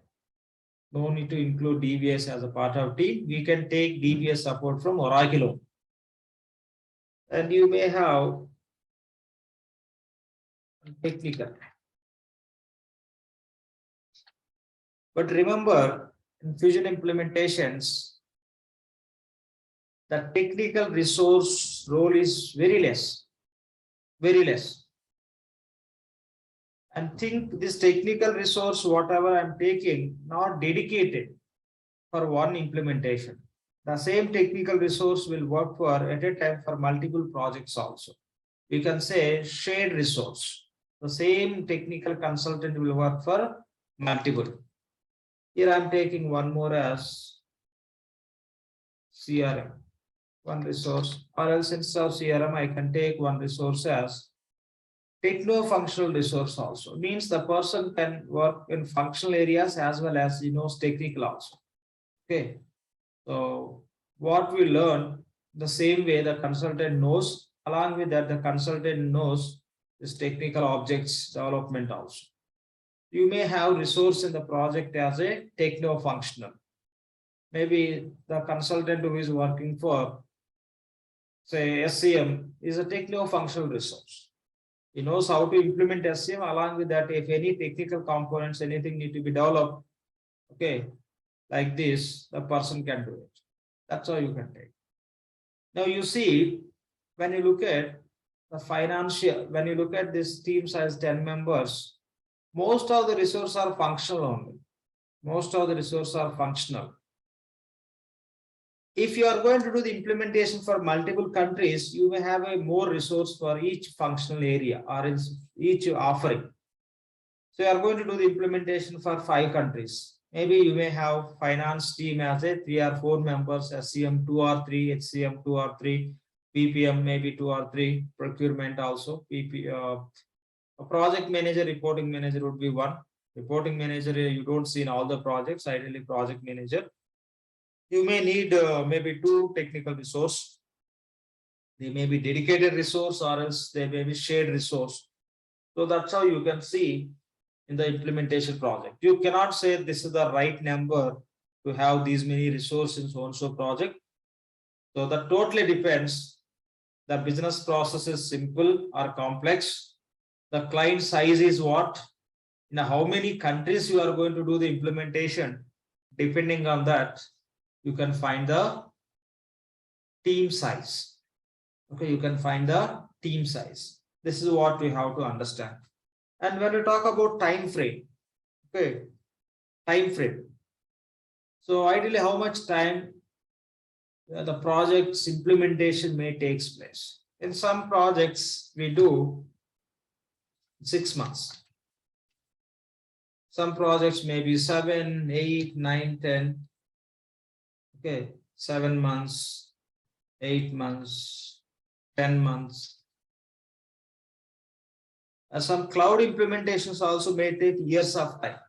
So if client is implementing this Fusion Cloud applications, so they say, for example, they are going to implement for 20 countries. To implement for 20 countries definitely takes time. It may take 2 years, 3, 4, 5, 10 years also. But there are many big clients for whom the still implementations are going on from last 10, 20 years also. The implementations, they are going with country by country. First 1 country, or else first 2 countries, later 2 more countries, 4 more countries, 5 more countries. That's how implementations are keep happening from last many years. Those scenarios also you can see for reality. So most of the implementations on an average, it would be in between 6 to 10 months or max 1 year. Most of the implementations I'm talking about. This is what we have to understand, the team sizes and the time frame for the implementation projects. Any questions on this, please?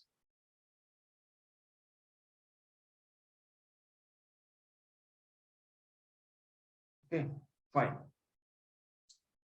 So another point here is the deployment of resource. Okay, resource deployment, on-site and offshore.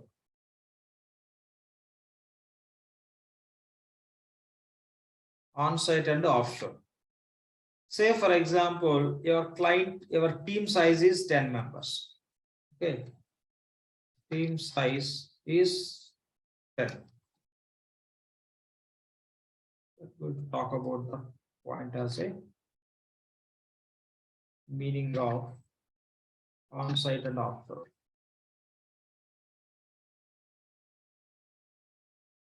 Okay. So say your team size is 10 members. So the 10 members, where they have to deploy. Say your client is in US. Okay. Client is in USA.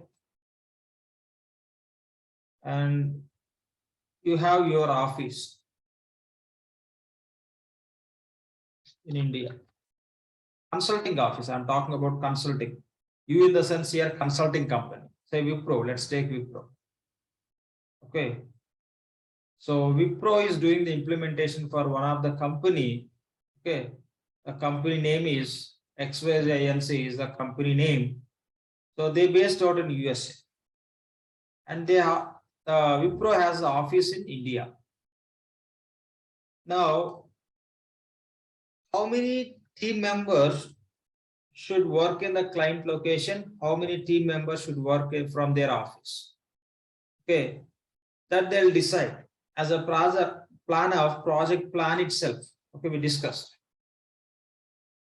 As a part of planning, PMP project management planning, they'll decide how many resources are going to work from offshore, how many resources are going to work from on-site.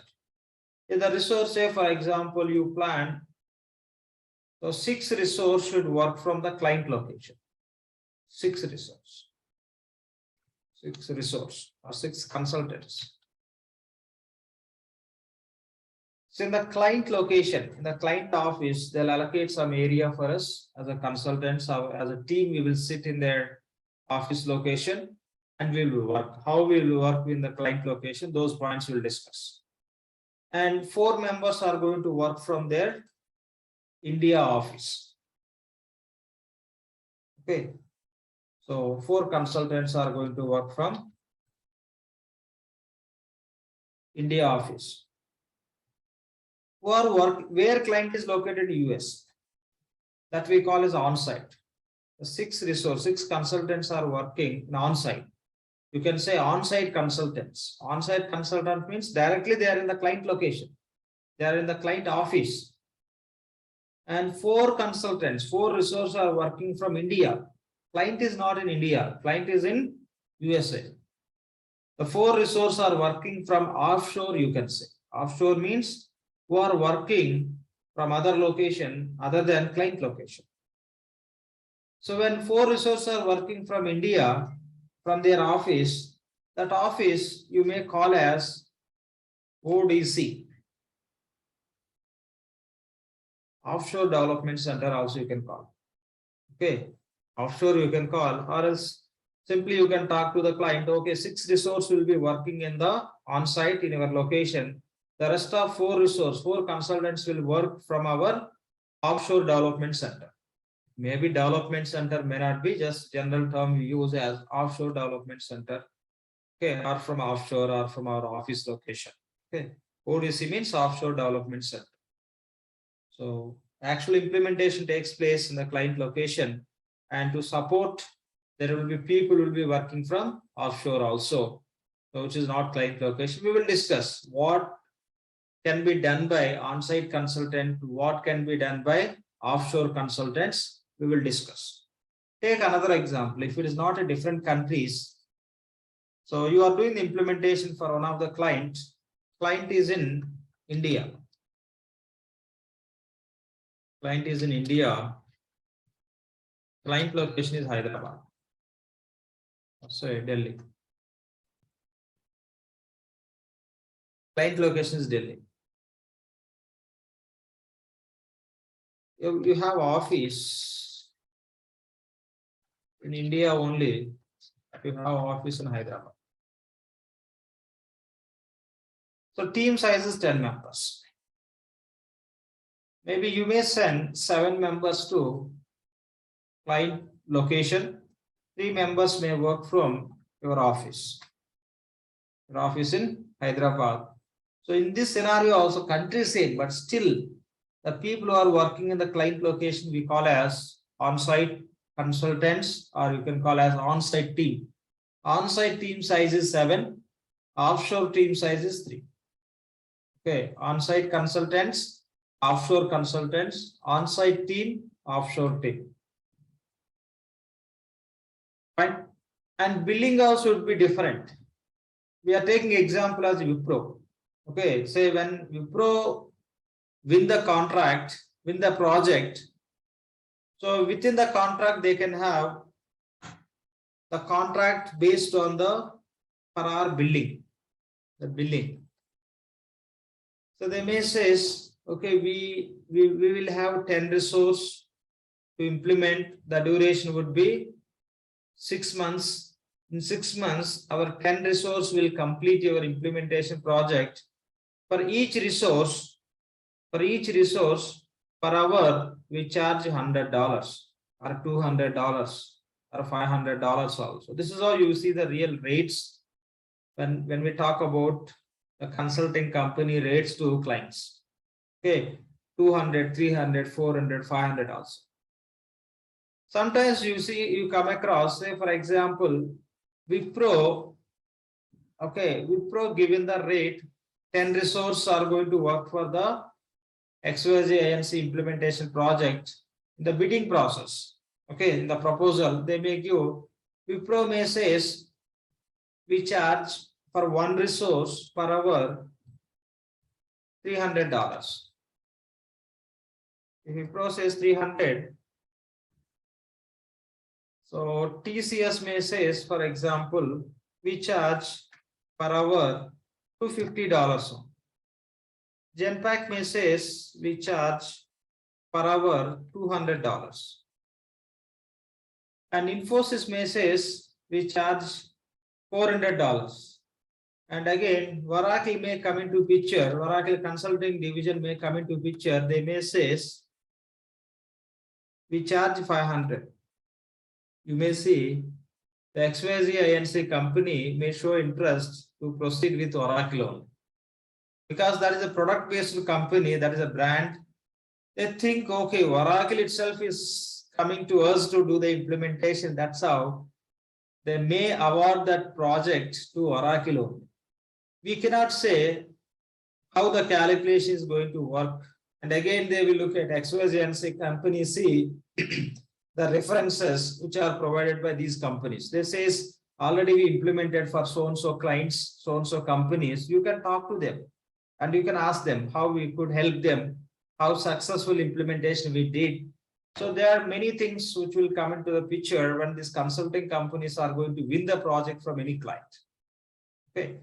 So this is how, like there could be some billing, or else they may say,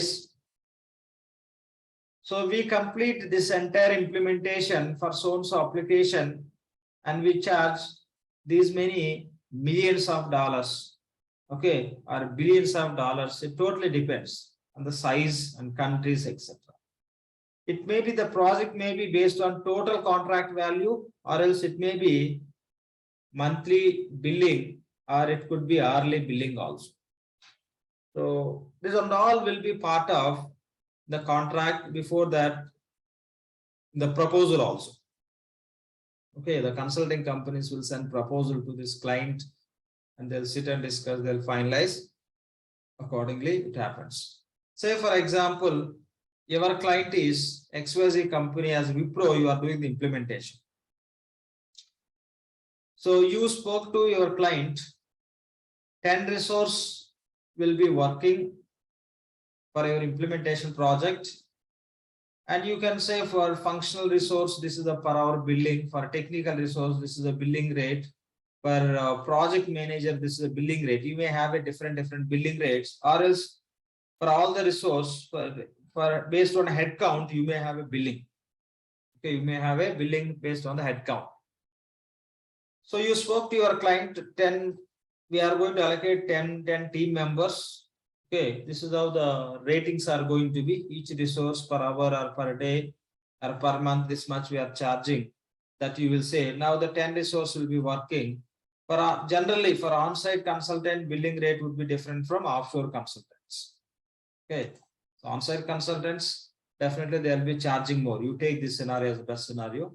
The people who are working from US, who are in the client location, their bill rates would be totally different from the people who are working from India. So now we committed with the client, our 10 resource will be working for our project duration is 1 year, and every day they'll work for 8 hours or say 10 hours, and per hourly this is a billing rate, or per day or per month, whatever it may be as per your project contract, you have some terms. Now, the project manager identified that we cannot execute this project with the 10 resource. We need 2 more resource. We need 2 more resource, 1 resource in on-site, 1 resource in offshore. So we committed with the client only 10 resource.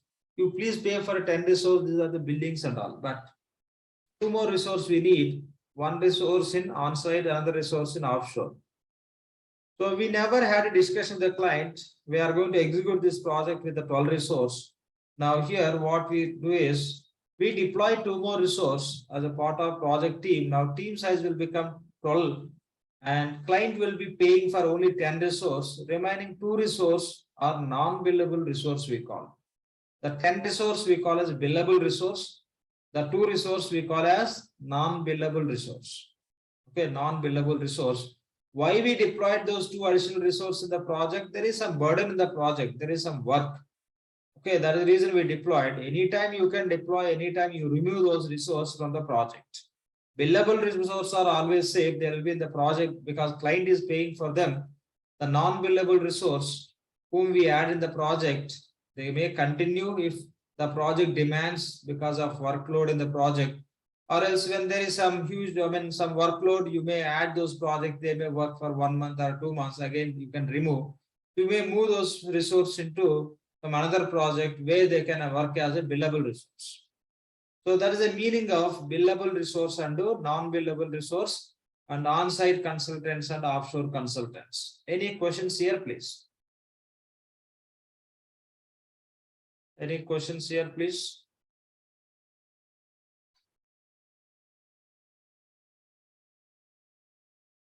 Right, no questions.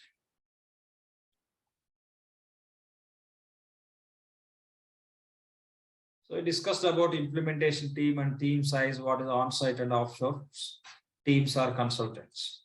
Now, as a part of implementation project, okay, the very first activity here, as a consultants, as an implementation project, we have to think about the execution only. We have to think about the execution. This is our area. Okay, this is our area. So apart from this, nowhere we involve. We never involve in the inception, starting the project and planning the project execution and controlling and signing off. We involve as a consultants only in the execution. How the project is going to be executed, that we are going to discuss. That only we are calling as implementation project or project execution management also you can call it. Generally we call as implementation process. Project implementation process we are going to see in the implementation project. What process we are going to follow, we are going to see.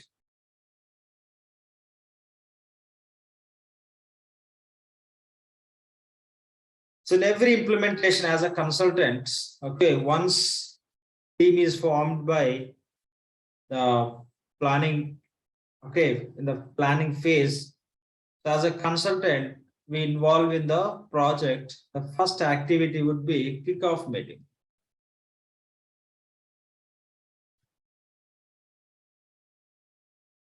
Kickoff meeting.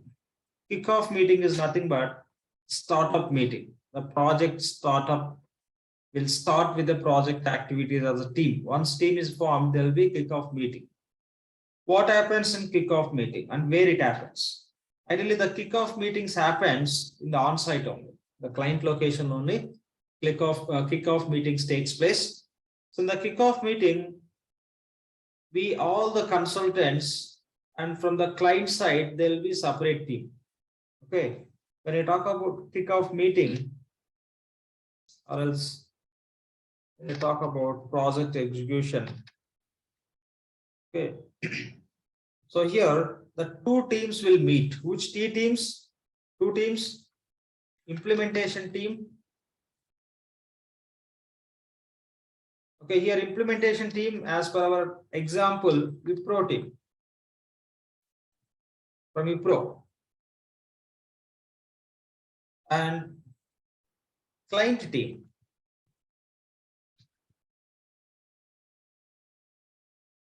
Here we took example XYZ. We discussed in implementation team, who are the team members we discussed.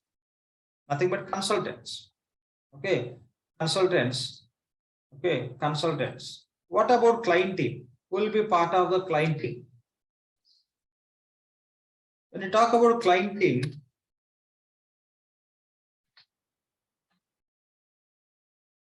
the client team, there will be like mostly finance head, people from accounts department or accounts head or finance and account head, and department managers, and few accountants who are very much expertised in the business process. Accountants. So mostly that accountants we call as key users. There will be accountants who just do basic process and all. Okay, we call them as end users. End users means mostly who involve in the recording the transactions in the system. Few accountants who are experts in their business process, we call them as key users. Or else you can call the department managers also as a key users. Okay, accountants who has a great experience about their business process, we call as key users, and department managers, payables department manager, we can call as key user. Means for the key people, who are the key people we call as a key users. Ideally, that finance side or account side, they are not a users, they never touch the system. So they manage very high level, they look after everything very high level. So as a part of client team, you can find key users and end users. Mostly end users don't involve in most of the activities. Wherever they require, they can involve in the project related activities from client side, and key users very effectively they involve, and sometimes for certain discussions to finalize our chart of accounts and all, definitely finance and accounts heads will involve, and departments heads also will involve, department managers also will involve in the discussions where we discuss about finalizing the chart of accounts and the enterprise structure finalization. Okay, these are very key in the entire implementation, finalizing the enterprise structure, which enterprise structure we are going to establish in the system environment as per their business. And when we are going to design the chart of accounts, what segments they need, what segments they don't need, how currently they are recording the transaction as per their business by using the current system. So those all for discussions. The key users definitely will involve. At the same time, the finance and account teams also will involve. And for that company, there will be IT head. Okay, those also will involve as a part of the project. Okay, those also will call as a, those also will be part of the client team. So why we need client team? Okay, when we are going to do the implementation, we have to understand about the client business. XYZ INC is doing what business, what activities they are doing in each and every department, what current systems they are using, what business process can be managed in the current system, how they're recording the transaction, where they create, where they maintain the stock, where they create the purchase orders, where they are creating invoices, how they are making the payments, where they are generating the reports. Okay, with respect to business process, we have to understand from XYZ INC team on. They will help us. Directly, we don't sit with the finance and accounts departments to discuss how you create invoice, how you make the payment. Mostly we involve in the discussions with the key users and end users. Okay, we'll sit with them, we'll discuss, and we'll take the requirement, and they'll ask. So in payables department, this is how this is the details I have to include as a part of invoice station. This is how we make the payments. So we have these many suppliers every day, these many invoices we create, so and so reports we require. This is our business requirement. So everything we can get from the client team only. Okay, everything we can get from the client team only. So from implementation consultant, implementation partner, we can call. So Wipro as implementation partner. Wipro is implementation partner for XYZ XYZ INC company. Okay, so implementation partner we call. And Wipro is consulting partner for Oracle. You see here, the Wipro is consulting partner to Oracle. Oracle is helping, Wipro is helping to Oracle with the consulting services by implementing to the clients with Oracle products. And your implementation partner for XYZ INC, Wipro is implementation partner. Here, in this scenario, three parties are there. One is Oracle, other one is Wipro, other one is XYZ INC. So XYZ INC is the client. Okay, who is going to use this Oracle application, to whom Wipro is going to do the implementation? Right, client. Wipro is implementation partner to XYZ INC. And same time, okay, same time,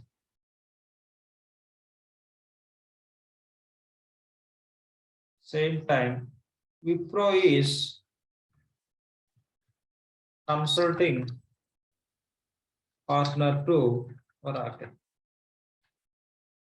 Wipro is implementation partner to XYZ INC client company. Wipro is consulting partner with Oracle, and Oracle is product-based company. Oracle is product-based company. Oracle can do implementation to XYZ INC. To do that, they have a consulting division also. Okay, they have consulting division. The consulting division from Oracle, what they do, however, Wipro is finding the clients in the market, in the same way they also can find. In the market, there is huge opportunity to implement Oracle applications. Oracle itself cannot find many clients, they cannot do the implementation. That is the reason. So Oracle is inviting the companies to become their consulting partners, so that they will allow them to do the implementation for any clients. So that is the reason. So Wipro is consulting partner to Oracle, and just so that they can become implementation partner to any client companies in the market. So this is what we have to understand. That's the meaning of implementation partner, consulting partner, client, product-based company. Okay. So two teams. So one is Wipro team. Okay, Wipro team. Other one is client team. So these two teams will meet in kickoff meeting. Okay, the kickoff meeting, the two teams will meet and there will be introduction. Okay, there will be introduction about those teams. The kickoff meeting, there will be introduction. So first, they can, mostly this client team will come into the picture, they'll introduce. Okay, and again, the client team, okay, the client team will have some person who will be just representing their team and all. Okay, like from, you can say, client side, one manager also they can have. You will see such kind of scenario. Client side, one manager who will be heading this entire implementation related activities from client side will look after. Or else sometimes what client team, client XYZ and client can do is, they don't know about Oracle Fusion applications. Wipro is going to implement. Wipro is going to implement, but they don't know how far they are trying to implement as a best solution as per their business. They don't know what Wipro is doing. They have to see, and what they need, they can ask. Since XYZ company is not aware of fusion applications, and whatever Wipro is doing, the best they have to accept. Again, they are not very sure whether they are doing up to the mark or not. To look after all those, XYZ can hire some consultants also who knows Oracle applications. Okay, so that we call as client side counterparty. Okay, client side counterparty. So what that person, these are the consultants or who knows most of the applications, okay, or else who knows very well about this application, who can deal with the Wipro team, who can look after whether they are doing the implementation up to the mark, and they are trying to deliver best implementation solution as per the client team, as per the XYZ company requirements.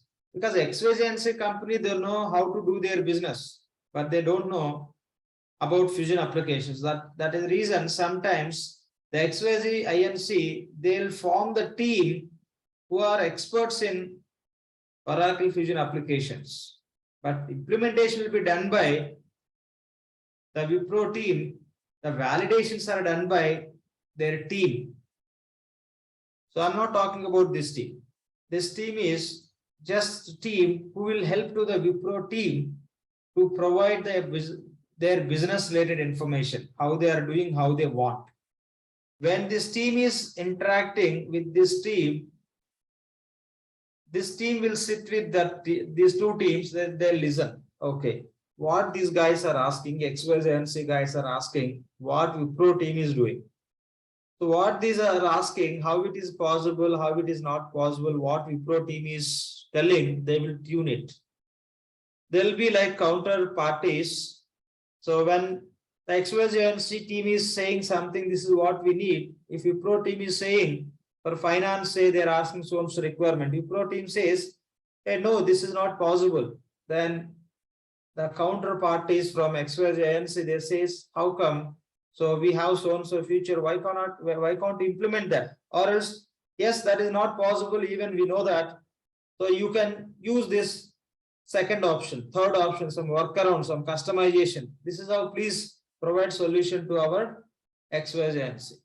That's how some companies will have a team who are expertised in Oracle fusion applications, and they don't do implementation. They will manage, they will look after everything what happening. They'll make sure that everything is going smooth. Otherwise, whatever Wipro team is going to do, the XYZ team may accept, may not accept. That is the endpoint. That is a solution. Certain things Wipro team is going to say, it is not possible. The XYZ team cannot say. They may say, no, ultimately we need that. If they say ultimately it is not possible, there is no discussion. There is no decision making over there. So if there is some counterparty from XYZ company, they can take the responsibility since they knows about the application.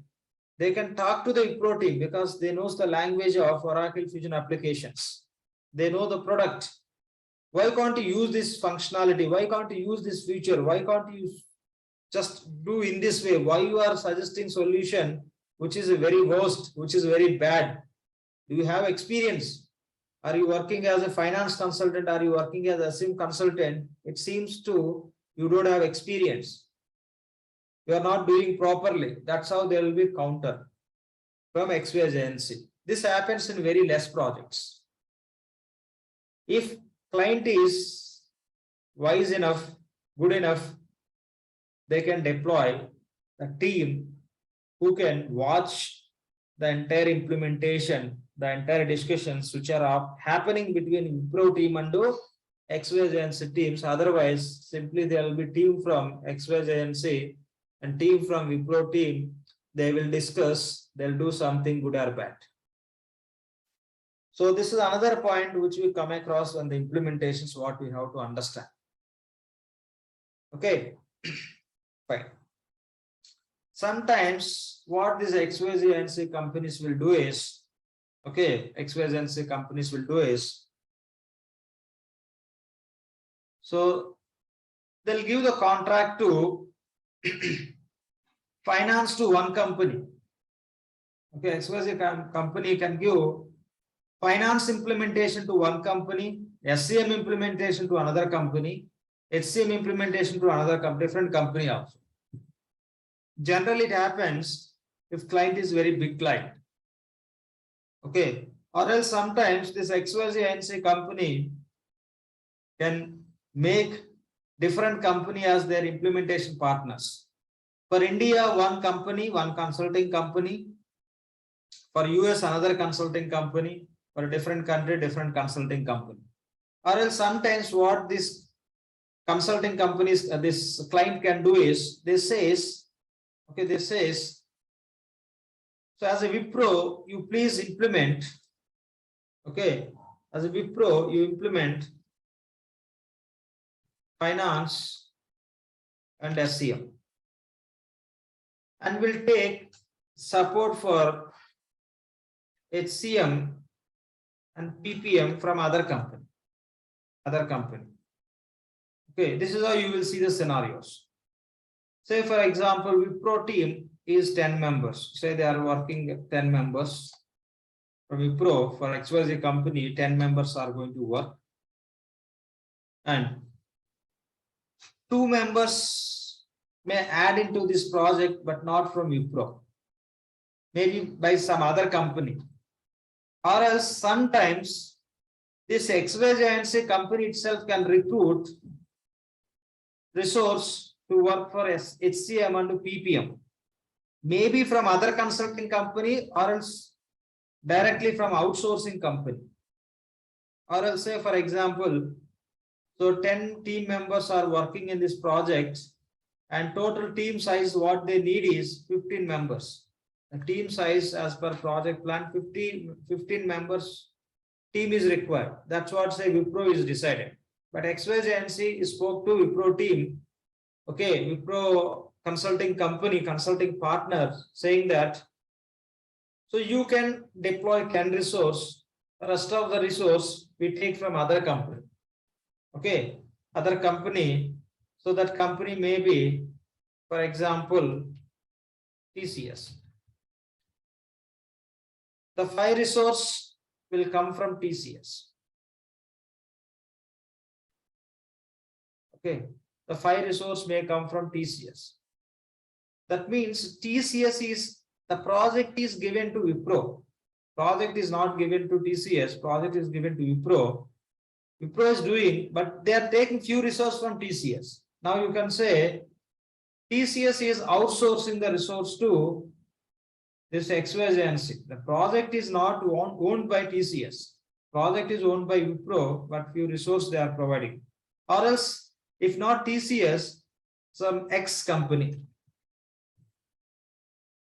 Okay, they may take few resources from XYZ companies. The XYZ companies may not be consulting companies.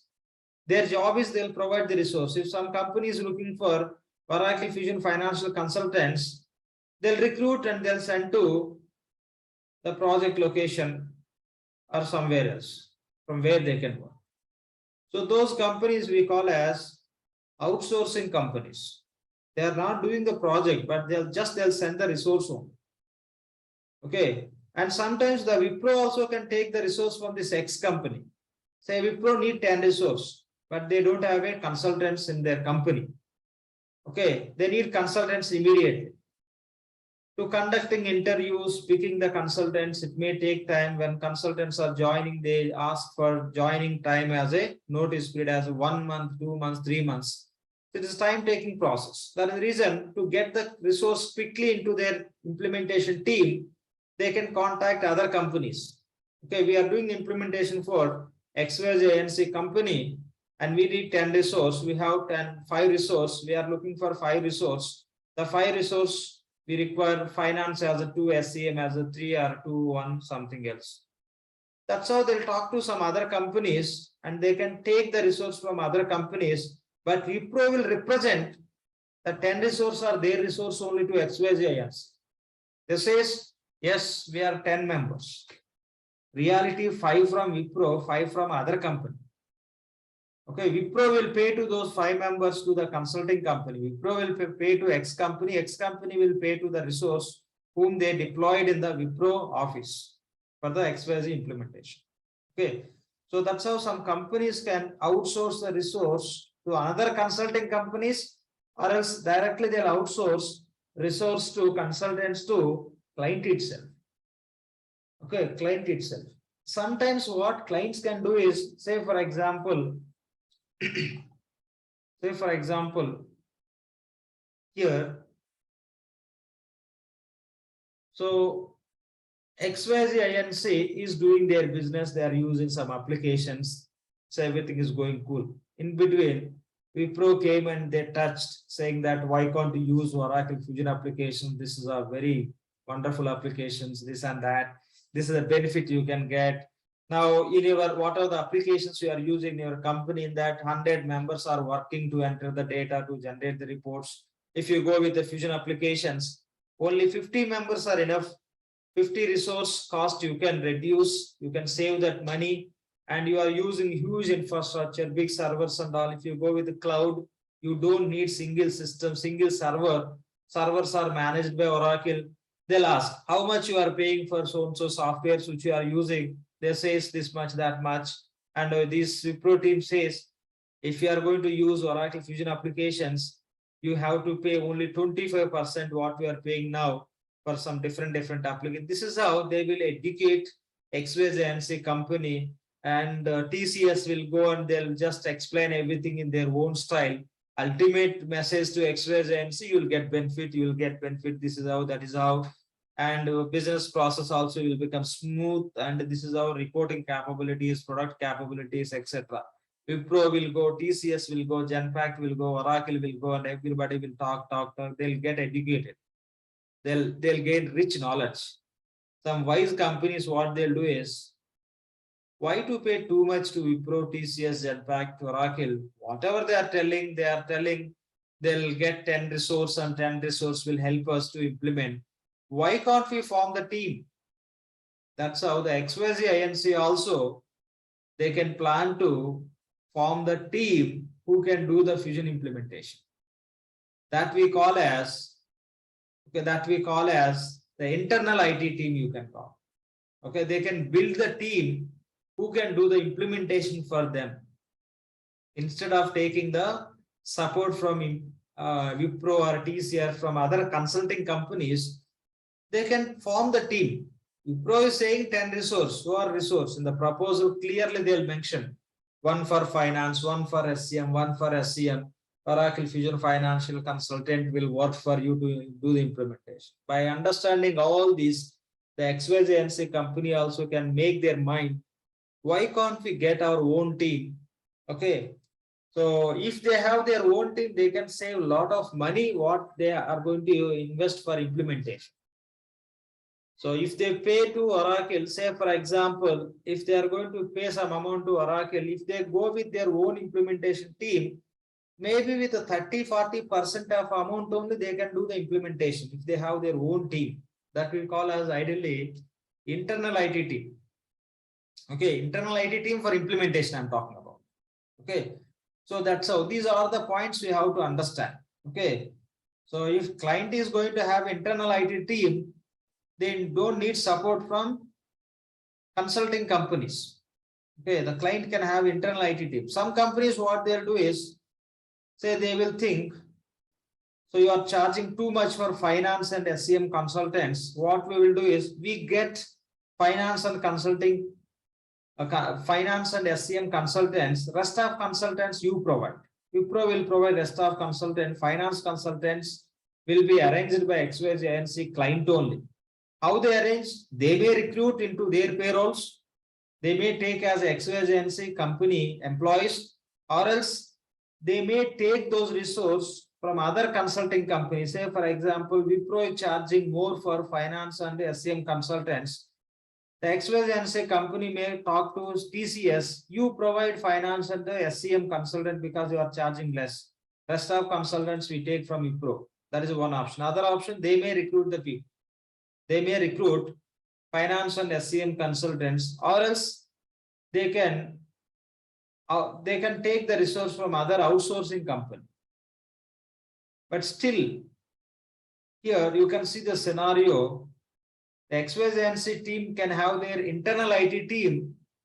In internal IT team, they may not have all the consultants. Few consultants will work from XYZ internal team. Other consultants may work from other consulting companies or from outsourcing companies. This is how you see the environment of implementation projects. Okay, so the complete team may be from Wipro, or else few consultants from Wipro, few consultants from their internal team, or few consultants maybe from other consulting companies, or all consultants may be from their internal IT team. So this is how you see the reality when you are part of implementation project. Remember all these terminologies. These are very important to understand. When you are standing, when you are in the project environment, if somebody is saying something, you should be able to catch it. Okay. So that is the reason these all are important. When you are in the real-time project, you will come to know all those things. Okay. So what you should aware, I'm trying to discuss. We'll discuss about implementation project also. Same time, these are very, very important for us. Any questions here, please?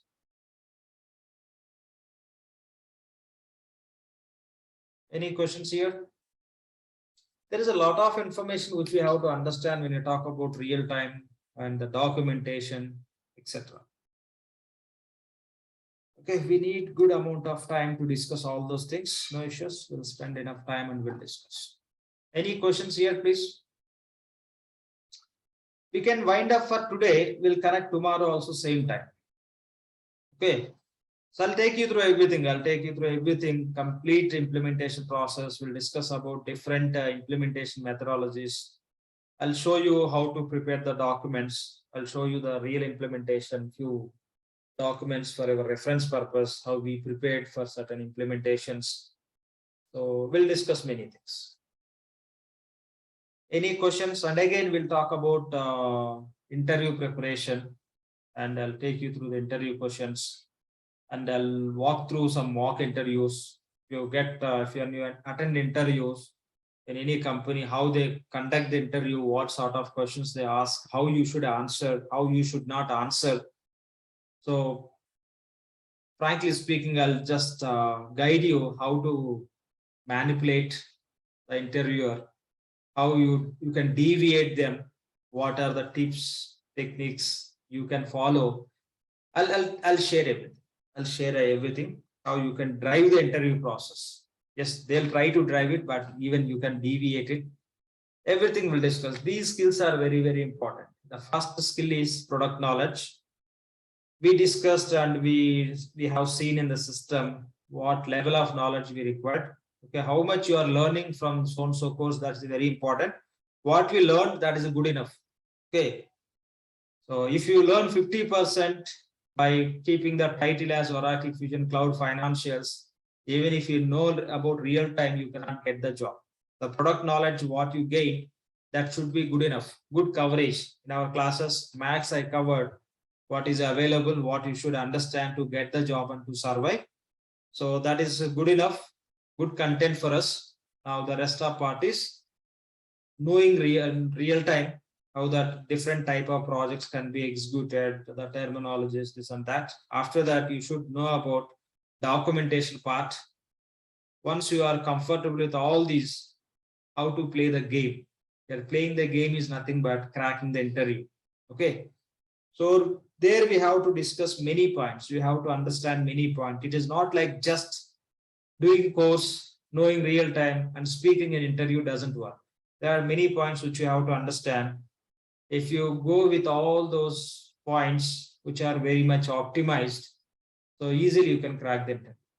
I'll discuss everything. We have to spend a lot of time to discuss all this.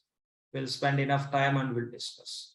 I guess to understand this real-time implementation, different projects, and what I can say, like documentation, interview preparation, etc.